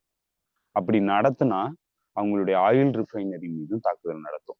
அப்படி நடத்திருச்சுன்னா இங்க இருக்கிற ரெஜிம்ல இருந்து போற ஆயில் போக்குவரத்துங்கிறது கம்ப்ளீட்டா தடைபடும். அப்ப அமெரிக்காவினுடைய பொருளாதாரமும் மிகப்பெரிய பாதிப்பை சந்திக்கும். ஏன்னா அமெரிக்காவினுடைய டாலர் வந்து வீழ்ச்சி அடையும், வர்த்தகத்துல பயன்படுத்தப்படாததுனால ஆயில் போக்குவரத்து கம்ப்ளீட்டா தடைபடும். அது எல்லா நாடுகளையும் மிகப்பெரிய பாதிப்புக்கு உள்ளாக்கும். ஏன்னா அது வெறும் அமெரிக்காவை மட்டும் பாதிப்புக்கு உள்ளாக்காது, இன்க்ளூடிங் சைனா. சைனா தான் வந்து இந்த பகுதியினுடைய கன்சம்ஷன் வந்து அதிகமா பண்றது, ஆயில் கன்சம்ஷன் அதிகமா பண்றது வந்து சைனா தான். சைனா தான் வந்து பெரிய எக்கனாமிக் என்ஜினா இயங்கிட்டு இருக்கு. மேனுஃபேக்சரிங் என்ஜினா இருக்கிறது சைனா தான். அவங்களுக்கு தான் எனர்ஜி தேவை அதிகமா இருக்கு. ஸோ அதனால அவங்க தான் அதிகமா வந்து ஆயில் ப்ராடக்ட்ஸ் வாங்குறாங்க. ஸோ அது எல்லாமே பாதிக்கப்படும். உலகத்தினுடைய ஒட்டுமொத்த பொருளாதாரமும் வீழ்ச்சியை சந்திக்கும். ட்ரம்ப் இன்னைக்கு எதிர்கொண்டுகிட்டு இருக்கிற இந்த டாலர், அமெரிக்காவினுடைய எம்பையரினுடைய இராணுவ வலுவின்மை, இது எல்லாத்தையும் எதிர்கொண்டுகிட்டு அவர் வந்து வேற ஒரு பிளானை நோக்கி அமெரிக்கன் எம்பையரே நகர்ந்துகிட்டு இருக்கிற இந்த காலகட்டத்துல ட்ரம்ப் ஈரான் மீது தாக்குதல் நடத்துறதுங்கிறது ரொம்ப ரொம்ப குறைவான வாய்ப்பை தான் இது கருதப்படுது.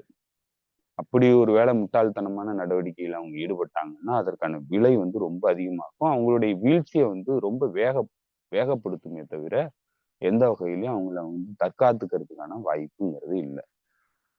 ஈரானை தாக்குதல் நடத்திட்டாங்கன்னா இஸ்ரேலுங்கிற நாடு இருக்கிறது மிகப்பெரிய கேள்வி. ஏன்னா ஈரானுடைய பவர் வந்து நமக்கு தெரியும். ஏற்கனவே அவங்க அதை டெமான்ஸ்ட்ரேட் பண்ணிட்டாங்க.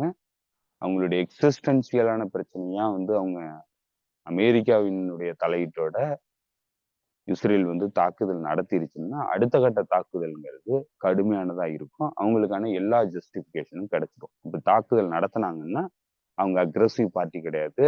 சர்வதேச அரங்கில் டிப்ளமேட்டிக் உறவுகளை மெயின்டைன் பண்றதுக்கும் அவங்களுக்கு நெருக்கடிகள் ஏற்படாது. அப்படி இருக்கிற சூழ்நிலையில ஈரான் வந்து இதுதான் வாய்ப்புன்னு சொல்லி கடுமையான தாக்குதலை தான் நடத்தும் இஸ்ரேல் மீது. அப்படி நடத்தினா ஏற்கனவே சிக்கி சின்னாபின்னம் ஆயிட்டு இருக்கிற இஸ்ரேலினுடைய நிலைங்கிறது மிகப்பெரிய கேள்வி ஆயிடும். அதுவே இஸ்ரேலினுடைய முடிவாகவும் போயிடும். இப்படி 2 சிக்கல்கள் வந்து இருக்கு. இது நெதன்யாகு தன்னுடைய வலதுசாரி கேபினெட்டை காப்பாத்திக்கணும், தன்னுடைய பதவியை காப்பாத்திக்கணுங்கிறதுக்காக இந்த நெருக்கடிகள் கொடுத்தாலும் ட்ரம்ப்புக்கு இது வாய்டான ஆப்ஷன் கிடையாது. ட்ரம்ப்புக்கு வந்து இது ஒரு சரியான முடிவு கிடையாது ஈரான் மீது தாக்குதல் நடத்துறது. ஸோ அதனால ஈரான் மீது தாக்குதல் நடத்துறதுக்கான வாய்ப்பு மிக மிக குறைவு. ஈரான் மீது தாக்குதல் நடத்துறதுக்கு ப்ரீ கண்டிஷன் வேணும் ட்ரம்ப்புக்கு. ஒருவேளை வந்து அமெரிக்கன் எம்பையர் ஈரானை தாக்கி அழிச்சு தன்னுடைய குளோபல் பிரைமசியை வந்து மீண்டும் நிலைநிறுத்தணும்னு நினைக்குதுன்னா அது தாக்குதல் நடத்துறதுக்கு முன்னாடி சில ப்ரீ கண்டிஷன்ஸ் வந்து அவங்க அச்சீவ் பண்ணி ஆகணும். என்னன்னா குறிப்பா சவுதி அரேபியாவை தன்னுடைய முழுமையான அலைஸா மாற்றணும். டிஃபென்ஸ் பேக்ட் சவுதி அரேபியா கூட ஏற்படுத்தணும்.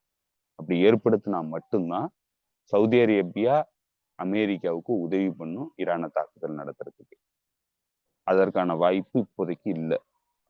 ஸோ அப்படி இருக்கிற சூழ்நிலையில சவுதி அரேபியா தன்னுடைய அலைஸா இல்லாம, அதுவும் முழுமையான அலையா இல்லாம ஈரான் மீது அமெரிக்கா தாக்குதல் நடத்துறதுக்கான வாய்ப்பு மிக மிக குறைவு. ஸோ இந்த இடத்துல இவங்க வந்து டீல் பேசுறதை தவிர வேற வழி கிடையாது. அப்படி இருக்கிற இடத்துலதான் 2 பேருமே டீலை பத்தி பேசுறாங்க. டீல் பேசுறதுக்கான எல்லா வாய்ப்பும் இருக்கு. அதே நேரத்துல இன்னைக்கு கரண்ட் ரியாலிட்டி என்னங்கிறத வந்து டீலுக்கு கொண்டு வரணும். ஏன்னா போன முறை நடந்த டீல்ல அமெரிக்காவினுடைய பவர் வந்து கை வந்து ஓங்கி இருந்தது, ஈரானுடைய கை வந்து ரொம்ப வீக்கா இருந்தது. ஆனா இந்த முறை கள சூழல்ங்கிறது கம்ப்ளீட்டா மாறி இருக்கு. ஈரான் வந்து தன்னை டெமான்ஸ்ட்ரேட் பண்ணிருக்கு, மிலிட்ரி பவரை வந்து டெமான்ஸ்ட்ரேட் பண்ணிருக்கு, தன்னுடைய அலைஸினுடைய பவரை வந்து டெமான்ஸ்ட்ரேட் பண்ணிருக்கு. ஸோ இந்த இடத்துல நெகோசியேஷன் பண்ணும்போது ஈரானுடைய கை வந்து ஓங்கி தான் இருக்கும். அமெரிக்கா வந்து தான் நினைச்சதெல்லாம் சாதிச்சுக்க முடியாது. பழைய டீலை விட இந்த டீலுங்கிறது ஈரானுக்கு ஃபேவரான டீலா தான் இருக்கும். ஸோ அதனால ஈரானுக்கும் இந்த டீலை பேசுறதுல எந்த சிக்கலும் கிடையாது. அதே நேரத்துல அமெரிக்காவுக்கு இதை தவிர வேற வந்து வயபிளான ஆப்ஷன் கிடையாது. நல்ல முடிவும் வேற எதுவும் கிடையாது. ஸோ அந்த இடத்துல இந்த டீல் நடக்கிறதுக்கான வாய்ப்பு இருக்கு. அதே நேரத்துல ப்ரொஃபசர் மெராண்டி வந்து ஒரு விஷயத்த சொல்லியிருந்தாரு, ரொம்ப முக்கியமான விஷயம். ஒருவேளை அமெரிக்காவும் ஈரானும் இந்த நியூக்ளியர் டீலுக்கு வந்து பேச்சுவார்த்தை நடத்துறாங்க அப்படின்னா அது எந்த வகையிலையும் உங்களுடைய அலைஸுக்கு எந்த பாதிப்பும் ஏற்படுத்தாதுங்கிறத அவர் தெளிவுபடுத்தியிருந்தார். ஏன்னா போன முறை ஜேசிபிஓஏ போட்டப்போ அமெரிக்கா கூட ஒப்பந்தத்தை ஏற்படுத்தியிருந்தது ஈரான். அதே நேரத்துல எந்த அலைஸையும் கைவிடல. ஹெஸ்புல்லாவினுடைய உறவுங்கிறது பாதிக்கப்படல, யமன் அன்சருல்லாவினுடைய உறவு பாதிக்கப்படல, பாலஸ்தீன் ரெசிஸ்டன்ஸ் அமைப்புகளினுடைய உறவு பாதிக்கப்படல, சிரியாவினுடைய உறவு பாதிக்கப்படல. ஸோ அந்த உறவுக்கும் அவங்களுடைய அந்த எக்ஸ்டர்னல் செக்யூரிட்டி பாலிசிக்கும் அமெரிக்கா கூட ஏற்படுத்துற இந்த அணு ஆயுத உடன்பாட்டுக்கும் எந்த தொடர்பும் இல்லைங்கிறது தான் கடந்த காலத்தில் நடந்த நிகழ்வு.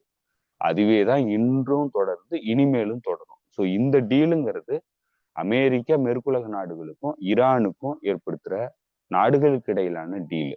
இதுல நான் ஸ்டேட் ஆக்டர்ஸ், குறிப்பா வந்து ஈரானுடைய செக்யூரிட்டியை மையப்படுத்தின ஸ்ட்ராட்டஜிக் பார்ட்னர்ஷிப்ல இருக்கக்கூடிய இந்த பகுதியினுடைய அலைஸ், அவங்களுடைய உறவுக்கும் இதுக்கும் எந்த தொடர்பும் இல்லை. இதுதான் கடந்த காலத்திலையும் நடந்திருக்கு, இனியும் அதுதான் தொடரும். ஒருவேளை இவங்களே உடன்பாடுகளை ஏற்படுத்தினாலும் இது எந்த வகையிலையும் இந்த உறவுகள்ல எந்த பாதிப்பு ஏற்படுத்தாது அப்படிங்கிறது நம்ம சந்தேகப்படுறதுக்கே வாய்ப்பு இல்லை. ஏன்னா அது முன்னாடியும் நடக்கல, இனிமேலும் அது நடக்காது. அதுதான் அவரு தெளிவுபடுத்தினாரு. அதுதான் வந்து நம்ம லாஜிக்கலா திங்க் பண்ணோம்னா அதுதான் வந்து திரும்பவும் நடக்கும். ஸோ அதனால இந்த டீல்ங்கிறது அமெரிக்கா கிட்ட வேற எந்த ஆப்ஷனும் இல்லைங்கிறதுனால, நல்ல ஆப்ஷன் வேற எதுவும் இல்லைங்கிறதுனால அமெரிக்கா ஒத்துக்க வேண்டிய கட்டாயத்துல இருக்கு. ஈரானுக்கு இன்னைக்கு இருக்கிற கள சூழல்ங்கிறது தனக்கு சார்பா இருக்கிறதுனால இப்படி ஒரு டீலுக்கு போறதன் மூலமா தன்னுடைய பலத்தை வந்து கூட்டிக்க முடியும் அப்படிங்கிறதும் இன்னைக்கு இருக்கிற கள சூழல். ஸோ இத ஈரானும் பயன்படுத்துறதுன்னு தான் நினைக்கிறேன். ஓகே ஓகே ஓகே தோழா, பார்க்கலாம். ஓரளவுக்கு நீங்க சொன்னது புரிஞ்சிருச்சு. அடுத்தடுத்த நிகழ்வுகள் வேற ஏதாவது இருக்குன்னு பார்க்கலாம். எதுவும் மிஸ் பண்ணிட்டோமா இந்த வாரம் பேசாததுக்கு? நிறைய இந்த வாரம் இருந்துச்சு, நான் நிறைய கவர் பண்ண விட்டுட்டேன் நிறைய ஈரான் பத்தி. நிறைய விஷயங்கள் நடந்துருச்சு தோழர். நிறைய விஷயங்கள் அதுல சில விஷயங்கள் எனக்கு நான் ஞாபகம் இருக்கிறத சொல்லிடுறேன். ஒரு 2 நாளைக்கு முன்னாடி ஹெஸ்புல்லாவினுடைய ஜெனரல் செக்ரட்டரி நயம் காசம் பேசியிருந்தாரு. அப்போ ஒரு குறிப்பா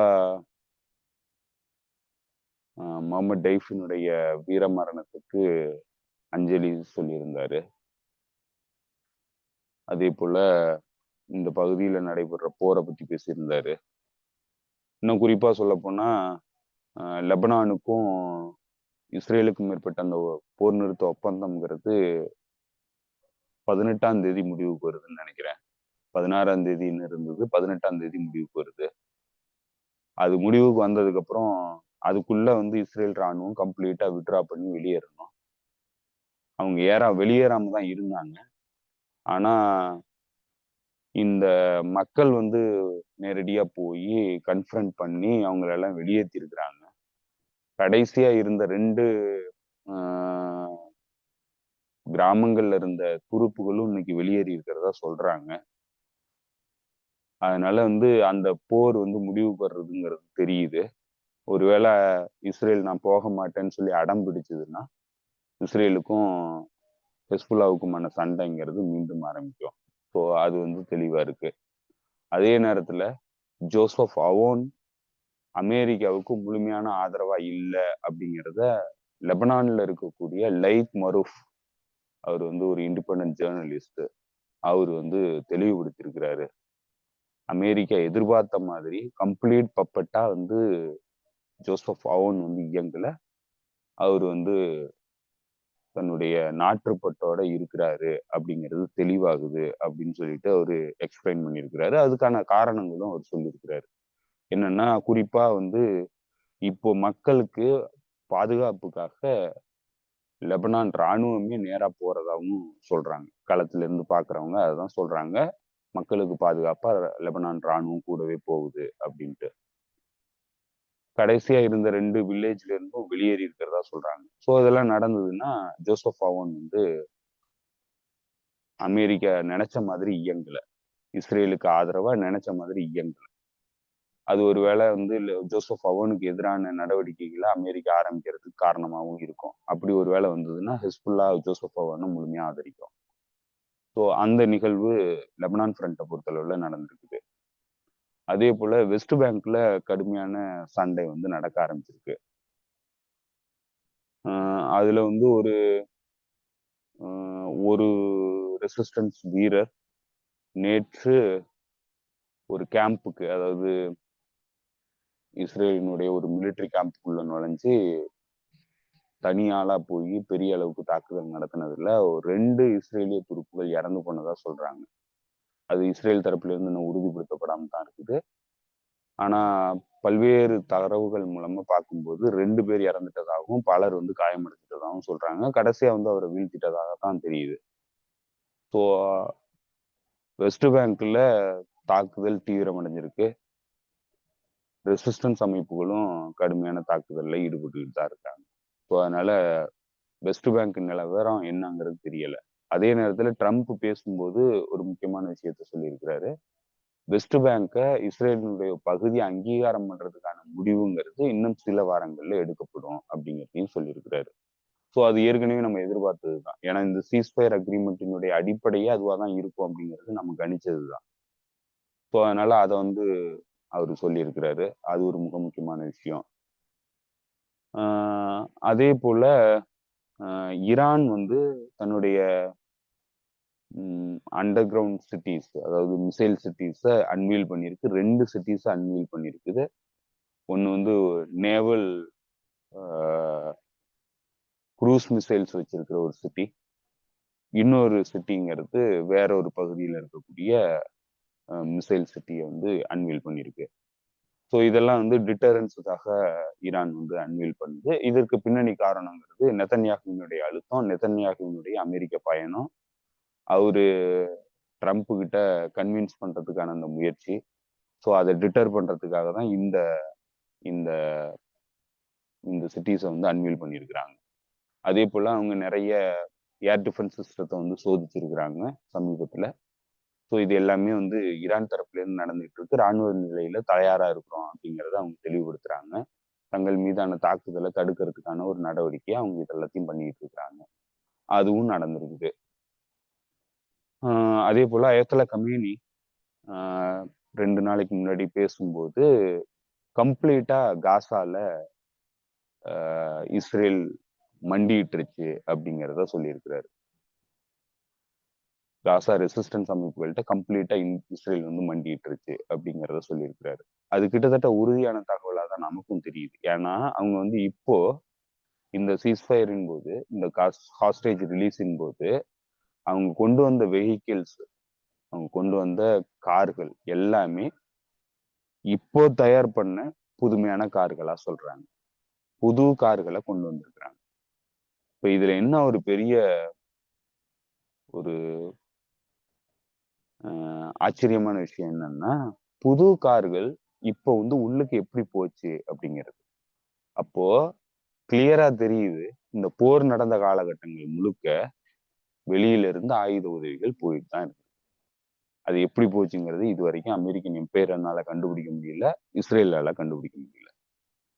ஸோ அவ்வளவு சாஃபஸ்டிகேட்டடான கனெக்டிவிட்டி அவங்க வச்சிருக்கிறாங்க. காசாக்குள்ளேயே இந்த நிலைனா லெபனான்குள்ள என்ன மாதிரியான சுச்சுவேஷன் இருக்கும், மற்ற பகுதிகளில் என்ன மாதிரியான சுச்சுவேஷன் இருக்கும் அப்படிங்கிறத நம்மளால புரிஞ்சுக்க முடியுது. ஸோ அதனால ஆக்சஸ் ஆஃப் ரெசிஸ்டன்ஸை குறைச்சி மதிப்பிடுறதுக்கான சூழல்ங்கிறது இல்லை. அவ்வளோ ஸ்ட்ராங்கா ஆக்சஸ் ஆஃப் ரெசிஸ்டன்ஸ் இருக்கு.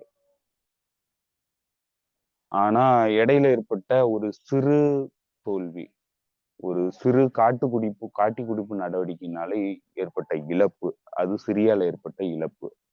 அந்த இழப்பை வந்து பூதாகரமா மாத்தி ஒரு பெரிய டிஃபீட்டிசம், அதாவது தோல்வி மனப்பான்மையை உருவாக்குறதுக்கான ஒரு பெரிய வேலை வந்து நடந்துச்சு.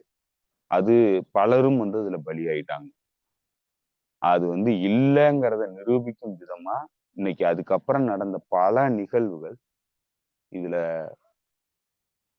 எல்லாமே வந்து நல்லதா தான் போயிட்டு இருக்கு, எல்லாமே வந்து தயார் நிலையில தான் இருக்கிறாங்க அப்படிங்கிறத இன்னைக்கு ரெசிஸ்டன்ஸ் அமைப்புகள் பல களங்கள்ல தெளிவுபடுத்திக்கிட்டே இருக்கிறாங்க. அதை தெளிவுபடுத்தும் மிக முக்கியமான நிகழ்வுகளா தான் காசாக்குள்ள இன்னைக்கு எல்லாமே நடந்துட்டு இருக்கு. அது கம்ப்ளீட்டா அமெரிக்கன் எம்பையரையும் இஸ்ரேலையும் ஹியூமிலியேட் பண்ணுது. அந்த ஹியூமிலியேஷனுடைய விளைவு தான் அவங்க வந்து பல்வேறு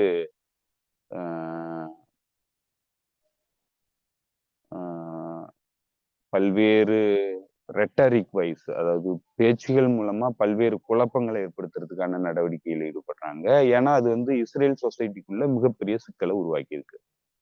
ஸோ அதனுடைய விளைவா தான் வந்து ட்ரம்ப் பேசுனதும் நடந்தது.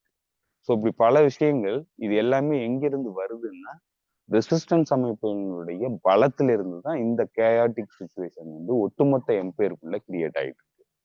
ஸோ இதையும் நம்ம பார்க்க வேண்டியிருக்கு. ஸோ இப்படி பல்வேறு நிகழ்வுகள் நடந்திருக்கு. சர்வதேச அளவுல மிகப்பெரிய மாற்றங்கள் வந்து நடந்துகிட்டு இருக்கு. பல விஷயங்கள் நம்ம பேசுறதுனால நிறைய விஷயங்களை விட்டுடுறோம். தொடர்ந்து நம்ம பேசும்போது அடுத்தடுத்த விஷயங்கள் என்னங்கிறது நம்ம பேசுவோம். ஞாபகம் இருக்கும்போது நம்ம பேசிடலாம்.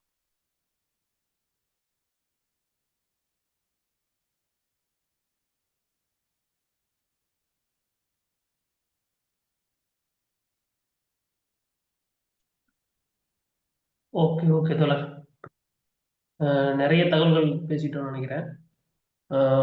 அடுத்தது பார்க்கலாம். மேபி இன்னும் இவர் வந்ததுக்கு பிறகு வேற ஏதாவது இது இருக்குமா அப்படின்னு தெரியல. இன்னும் கத்தார்ல பேச்சுவார்த்தை போயிட்டு இருக்குது. அங்கிருந்து வர தகவல்கள் என்ன அப்படின்னா, இப்போ இன்னைக்கு வந்து கத்தார் அந்த நெகோசியேஷன்ல இருக்கக்கூடிய அந்த மினிஸ்டர் என்ன சொல்றாரு அப்படின்னா, எங்க காசால இருந்து மக்களை வெளியேற்றுறது அப்படின்றது வந்து இப்ப அது ரொம்ப ரொம்ப தூரமான ஒரு சமிக்கையா பார்க்கணும். அப்படி ஒரு நடக்க வாய்ப்பு இருக்கு அப்படின்னா கூட, அது ரொம்ப ரொம்ப தூரம் இருக்கு அந்த இடத்துக்கு. ஏன்னா இந்த போர் வந்து எப்படி போய் முடியும் என்ன ஏதுன்னு தெரியல. இது எது எங்க நகரும்னு எங்களால எதையும் கெஸ் பண்ண முடியல. அதனால இப்போ வந்து நாங்க எதையுமே சொல்ல முடியாது. எங்கள எதுவும் கேட்காதீங்க அப்படின்னு அவரு சொல்லி ஒதுங்கிட்டாரு. இன்னைக்கு குடுத்த பேட்டியில. பார்க்கலாம். அடுத்த நிகழ்வுகள் எப்படி போகுதுன்னு பார்க்கலாம். வேற ஏதாவது இன்னொரு இருக்கா மிக தோழர்? முக்கியமான ஒரு விஷயம் தோழர், அதை நான் விட்டுட்டேன்.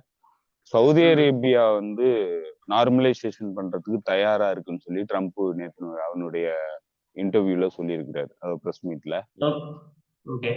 ஆனா சவுதி அரேபியா, இது வந்து மிக குழப்பமான நிகழ்வு. ஏன்னா சவுதி அரேபியா ஏற்கனவே சொல்லியிருந்தது, பாலஸ்தீன் ஸ்டேட் அங்கீகரிக்கப்படாம நார்மலைசேஷன்ங்கிறதுக்கு பேச்சுக்கு இடம் இல்லை அப்படின்னு தான் ஏற்கனவே சொல்லியிருந்தாங்க, தெளிவுபடுத்தியிருந்தாங்க. இப்போ ட்ரம்ப் ஆட்சிக்கு வந்ததுக்கு அப்புறம் $600 பில்லியன் அளவுக்கு இன்வெஸ்ட் பண்றதாகவும் உத்தரவாதம் கொடுத்திருக்கிறதா தகவல் வந்திருக்கு. அந்த நிலையில சவுதி அரேபியாவுக்கு மீண்டும் ஒரு குழப்பம் ஏற்படுத்தும் முயற்சியா ட்ரம்பினுடைய பேச்சுங்கிறது அமைஞ்சிருச்சு. ஏன்னா ட்ரம்பினுடைய பேச்சுங்கிறது சவுதி அரேபியா பேக்டோர் வழியா அமெரிக்கா கூட பேச்சுவார்த்தையில் ஈடுபட்டு பாலஸ்தீனியர்களை காட்டி கொடுக்குது அப்படிங்கிற மாதிரி வந்து செய்தியா தான் போய் சேர்ந்தது. ஸோ அது வந்து சவுதி கிங்குக்கு மிகப்பெரிய சிக்கலை உருவாக்கிட்டு இருக்கு. சவுதி பிரின்ஸுக்கு வந்து மிகப்பெரிய சிக்கலை உருவாக்கிட்டு இருக்கு, உள்நாட்டை பொறுத்தளவுல. அதே போல முஸ்லீம் வேர்ல்டை பொறுத்தளவுல. ஸோ அதை அவாய்ட் பண்ணுங்கிற இடத்துல வந்து இம்மீடியட்டா அவங்க வந்து மறுப்பு அறிக்கை வெளியிட்டு இருக்கிறாங்க. ஃபாரின் மினிஸ்ட்ரியில இருந்து இன்னைக்கு அவங்களுடைய அறிக்கை வெளிவந்திருக்கு. அதுல அவங்க தெளிவுபடுத்தி இருக்கிறாங்க என்னன்னா, பாலஸ்தீன்கிற நாடு அங்கீகாரம் பண்றப்படுற வரைக்கும் நார்மலைசேஷன்ங்கிற அந்த பேச்சுக்கே இடம் இல்லை. அது வந்து கம்ப்ளீட்லி கிளியர். எங்களுடைய பொசிஷன் வந்து கம்ப்ளீட்டா கிளியரா இருக்கு.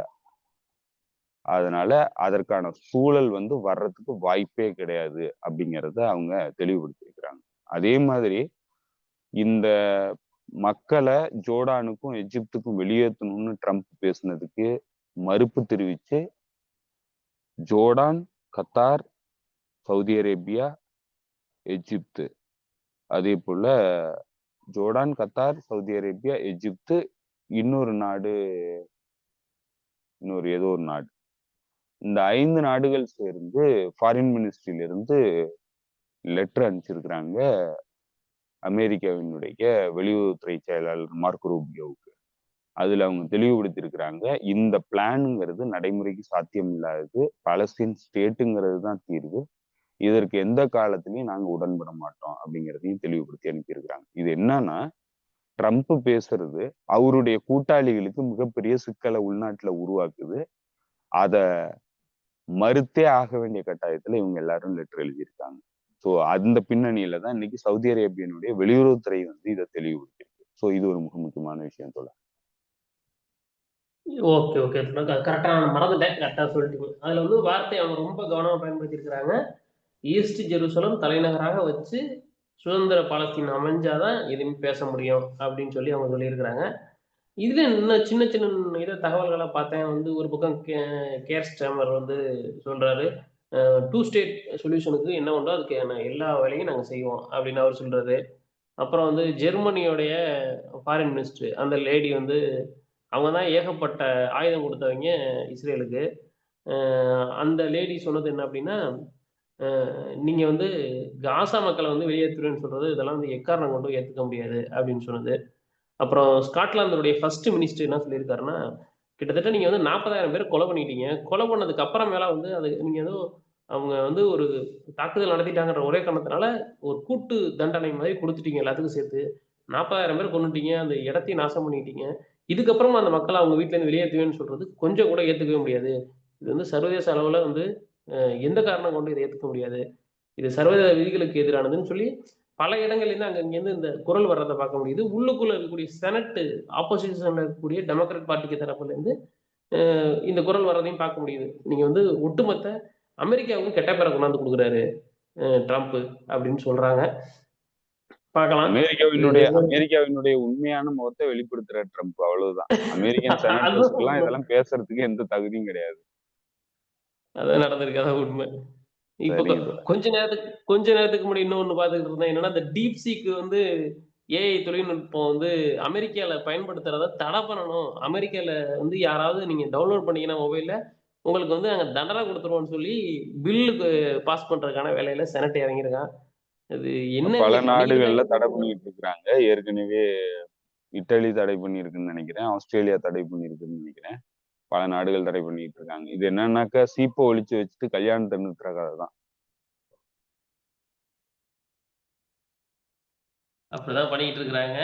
இது இப்படி என்னன்னா, இப்போ இதுக்கு ஆப்போசிட்டா அந்த தொடங்கப்பட்ட அது ஏற்கனவே இருந்த டிக்டாக் சைனாவோட டிக்டாக்ன்னு சொல்லக்கூடிய ரெட் நோட்ல நெறைய அளவுல மக்கள் பேசிக்கிறது, பெரிய அளவுல அமெரிக்கர்கள் வந்து டிக்டாக் மூட போறாங்கன்னு நெனச்சு வந்த பிறகு, நெறைய விஷயங்கள் அவங்களுக்கு தங்களுக்கு ரிவீல் ஆகுதுன்னு சொல்றாங்க. இதெல்லாம் அமெரிக்கால வந்து அ உங்கள பத்தி எங்கள்ட்ட தப்பா தான் சொன்னாங்க அப்படின்னு சொல்லி சீனால இருக்கிறவங்கள்ட்ட டீப் ஸ்டேட்ட பேசுறதா இருக்கட்டும். பொறுத்தளவுல டீப் ஸ்டேட்ட ம். பொறுத்தளவுல தோழர், அமெரிக்கா வந்து கிட்டத்தட்ட $1 ட்ரில்லியன் அளவுக்கு மேல ஏஐ தொழில்நுட்பத்துக்காக பயன்படுத்தி இருக்கு. செலவு பண்ணிருக்கு, ஓகே. இன்வெஸ்ட் பண்ணிருக்கு.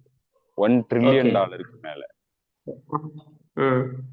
இப்போ ஓப்பன் ஏஐனுடைய பெரும்பான்மையான பங்குகள் யார்கிட்ட இருக்குன்னா மைக்ரோசாஃப்ட் கிட்ட இருக்கு. மைக்ரோசாஃப்ட் ஓப்பன் ஏஐ கிட்டத்தட்ட வாங்கிருச்சு. ம்ஹ்ம். மைக்ரோசாஃப்ட் தான் ஓப்பன் ஏஐ வச்சிருக்கு. இப்ப அவங்களுடைய சாட் ஜிபிடிங்கிறது கிட்டத்தட்ட $250 ஒரு மாசத்துக்கு வந்து சப்ஸ்கிரிப்ஷனுக்கு சார்ஜ் பண்றாங்க ஒரு பயன்பாட்டாளருக்கு. ஓகே. அவ்வளோ காசு குடுத்து தான் வந்து நீங்க அத பயன்படுத்த முடியுங்கிற சூழ்நிலை இருக்கு. ஏன்னா, அவங்க கிட்டத்தட்ட $1 ட்ரில்லியன் அளவுக்கு ஏஐ டெவலப்மென்ட்டுக்காக வந்து செலவு பண்ணியிருக்கு அந்த நாடு. அமெரிக்காங்கிற நாடு. ஓகே.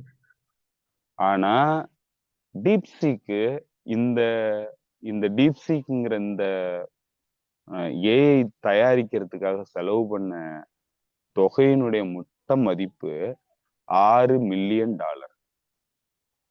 ம். வெறும் $6 மில்லியன் பயன்படுத்தி இந்த டீப்சீக்ங்கிற தொழில்நுட்பத்த கண்டுபிடிச்சிருக்கிறாங்க. அவங்க $1 ட்ரில்லியன் செலவு பண்ணி, மிகப்பெரிய அளவுக்கு சிப்செட் அதுக்கு பவர்ஃபுல்லான சிப்செட்லாம் பயன்படுத்தி, அதெல்லாம் அக்சஸ் பண்ற அதாவது இத இத எக்ஸிக்யூட் பண்றதுக்கு அவ்வளவு ஹெவியான சிப் வந்து வேணும்.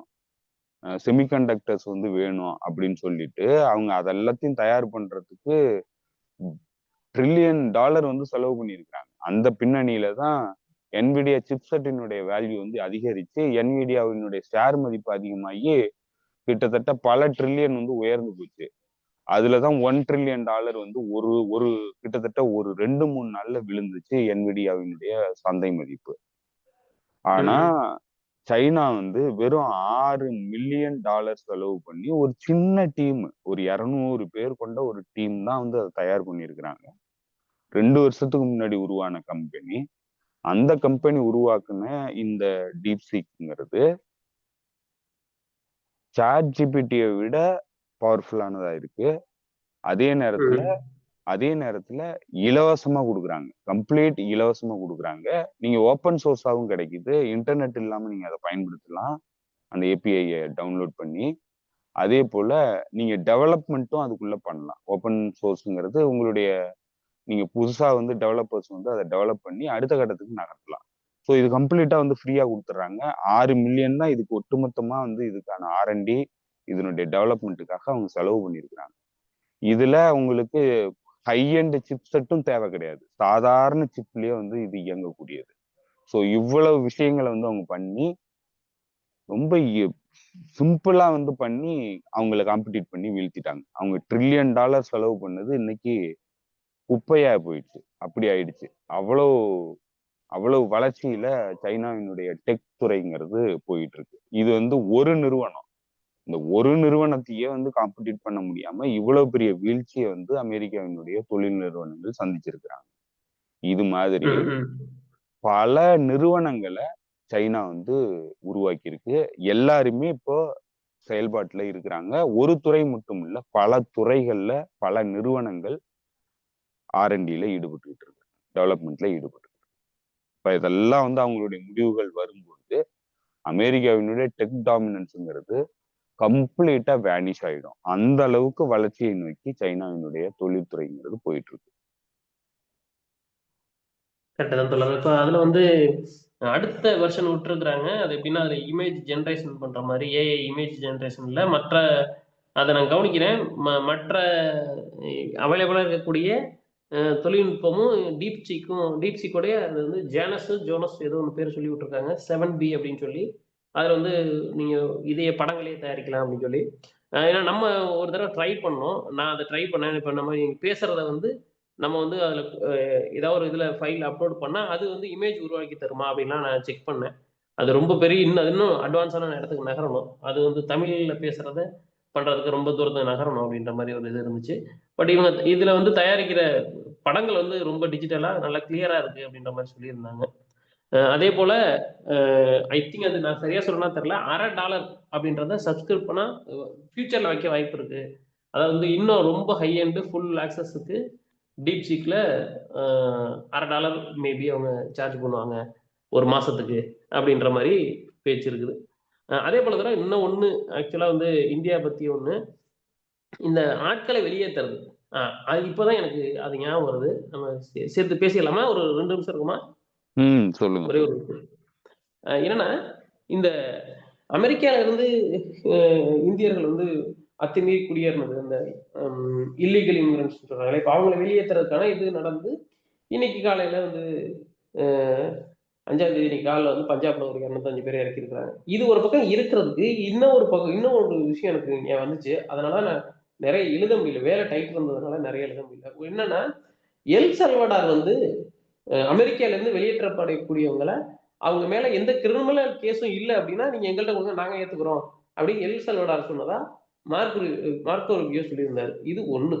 அப்படியே இன்னொரு பக்கம் வந்தீங்கன்னா, இந்த பக்கம் வந்து ஜப்பான் வந்து என்ன சொல்லுது, காசால இருந்து அத நல்ல எண்ணமா பார்க்கிறதா, எப்படி பார்க்கிறதுன்னு எனக்கு ஒரு சந்தேகமா வேற இருக்கு. இப்ப வர வர யாரையுமே நம்ப முடியல. காசால இருந்து வர்றவங்க யார் வந்தாலும் படிக்கிறதுக்கும், மருத்துவ வசதியும் எல்லாமே இலவசம். நாங்க பண்ணி தர்றோம். நீங்க எல்லாரும் உடனே வாங்க. அப்படின்னு சொல்லி ஜப்பான் வந்து பிரதமர் கூப்பிடுறாரு. ஜப்பான் வந்து இன்னும் ஒரு அமெரிக்காவோட ரொம்ப நெருங்கிய ஒரு நட்பு வட்டாரம் தான். அதையும் பார்க்கறதுக்கு ஒரு மாதிரி சந்தேகமா இருக்குது. இதெல்லாம் ஒரு பக்கம் இருந்தாலும், இந்த இந்தியர்கள் ஒரு 205 பேர் ரிட்டர்ன் வந்தது. இதுக்கு நடுவுல வந்து இன்னும் ஒரு 10, 15 டேஸ்ல இந்திய பிரதமர் வந்து அங்க போவாரு. வெள்ளை மாளிகை போய் இவர மீட் பண்ண போறாரு அப்படின்னு சொல்றாங்க. இது தொடருமா? இல்ல இது சும்மா இது பேருக்கு இது இருக்குமா? எப்படி பார்க்குறீங்க? இந்த 205 பேர் வந்தது? இது வந்து தொடர்றதுக்கு தான் வாய்ப்பு இருக்கு. ஏன்னா அவங்க வந்து இப்ப எப்படின்னா இல்லீகல் இமிகிரண்ட்ஸ் அப்படின்னு தான் சொல்லி வெளியேத்துறாங்க.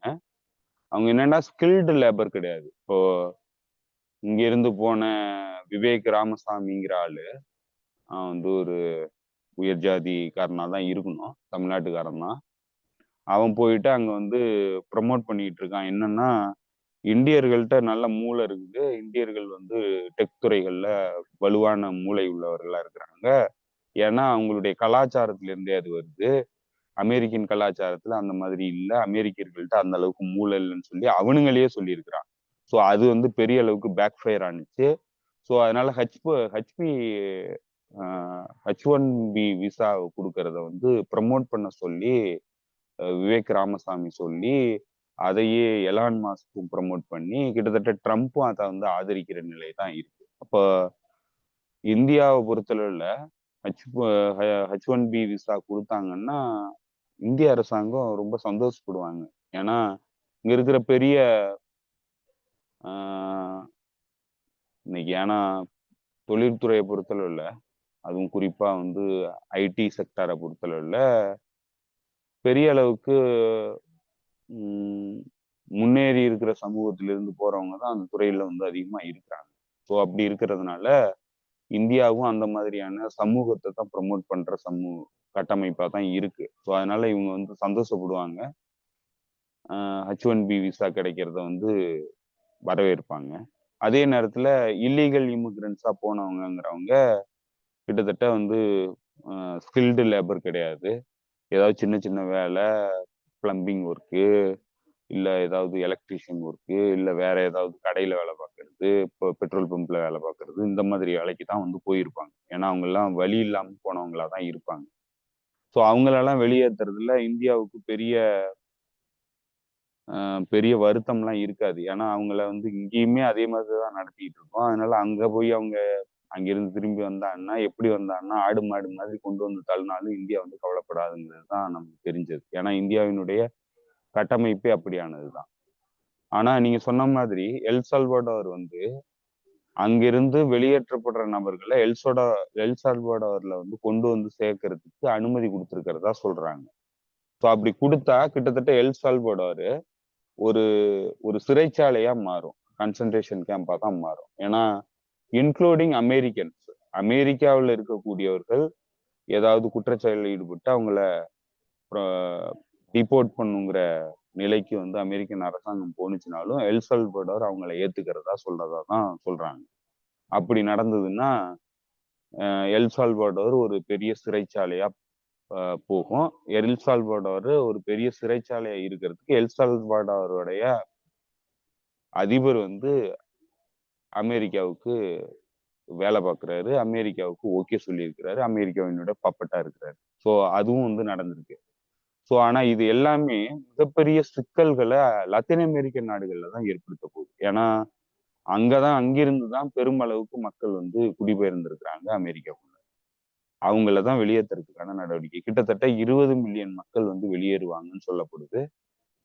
20 மில்லியன் மக்களுக்கு மேற்பட்டவர்கள் இல்லீகல் இமிகிரன்ஸா அமெரிக்காவில் இருக்கிறாங்கன்னு தான் கணக்கெடுப்புகள் சொல்லுது.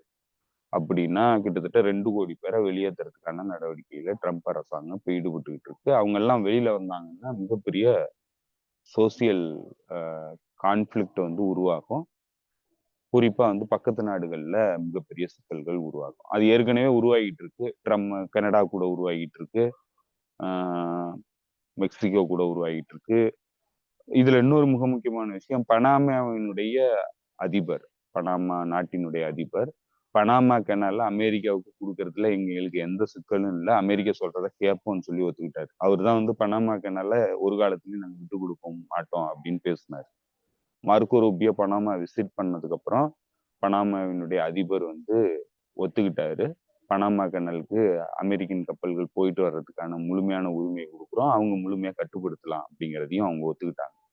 ஸோ இதுல இருந்து என்ன தெரியுதுன்னா, மார்க்கோ ரூபியோ என்ன போய் சொன்னாருன்னு தெரியல, மிரட்டல் தான் விட்டு இருக்கணும், பயமுறுத்தி இருக்கணும். அந்த பயத்துல அந்த ஆள் அஞ்சிட்டாரு, அவர் ஓகே சொல்லிட்டாரு. ஸோ இப்படி இந்த புள்ளி பண்றது, அந்த பகுதியில புள்ளி பண்றதுல அவங்களுக்கு எந்த சிக்கலும் இல்லை, அதைதான் அவங்க பண்ணிட்டு இருக்கிறாங்க. ஏன்னா ஏற்கனவே அவங்களுடைய பக்பட்டா இருக்கிறவங்கள அவங்க புள்ளி பண்ணி மாத்துறதுங்கிறது சர்வசாதாரணமா பண்ணிட முடியும்னு நம்புறாங்க. அது நடந்துகிட்டும் இருக்கு. அதையும் ஒரு தகவலா முக்கியமா சொல்ல வேண்டியிருக்கு. ஓகே ஓகே தோழர். இந்த வாரம் இன்னைக்கு ரொம்ப பேசிட்டு வந்தோம்னு நினைக்கிறேன். ஏன்னா இந்த வாரம் பேசாத எல்லாத்தையும் சேர்த்து பேசிட்டோம். வேற ஏதாவது இருக்கான்னு பார்க்கலாம். அடுத்தது நேரம் தான் நமக்கு சரியா ஒதுக்க முடியல. நீங்க ஃப்ரீயா இருக்கும்போது நான் ஒதுக்க முடியல, நான் ஃப்ரீயா இருக்கும் உங்களுக்கு நேரம் கிடைக்க மாட்டேங்குது. அதான் அப்படிங்கிற மாதிரி இருக்குது. உங்க நேரத்துக்கு ரொம்ப நன்றி செந்தில் தோழர். நன்றி தோழர்களுக்கும் நன்றி. மீண்டும் சந்திப்போம் தோழர்களே. நன்றி, வணக்கம்.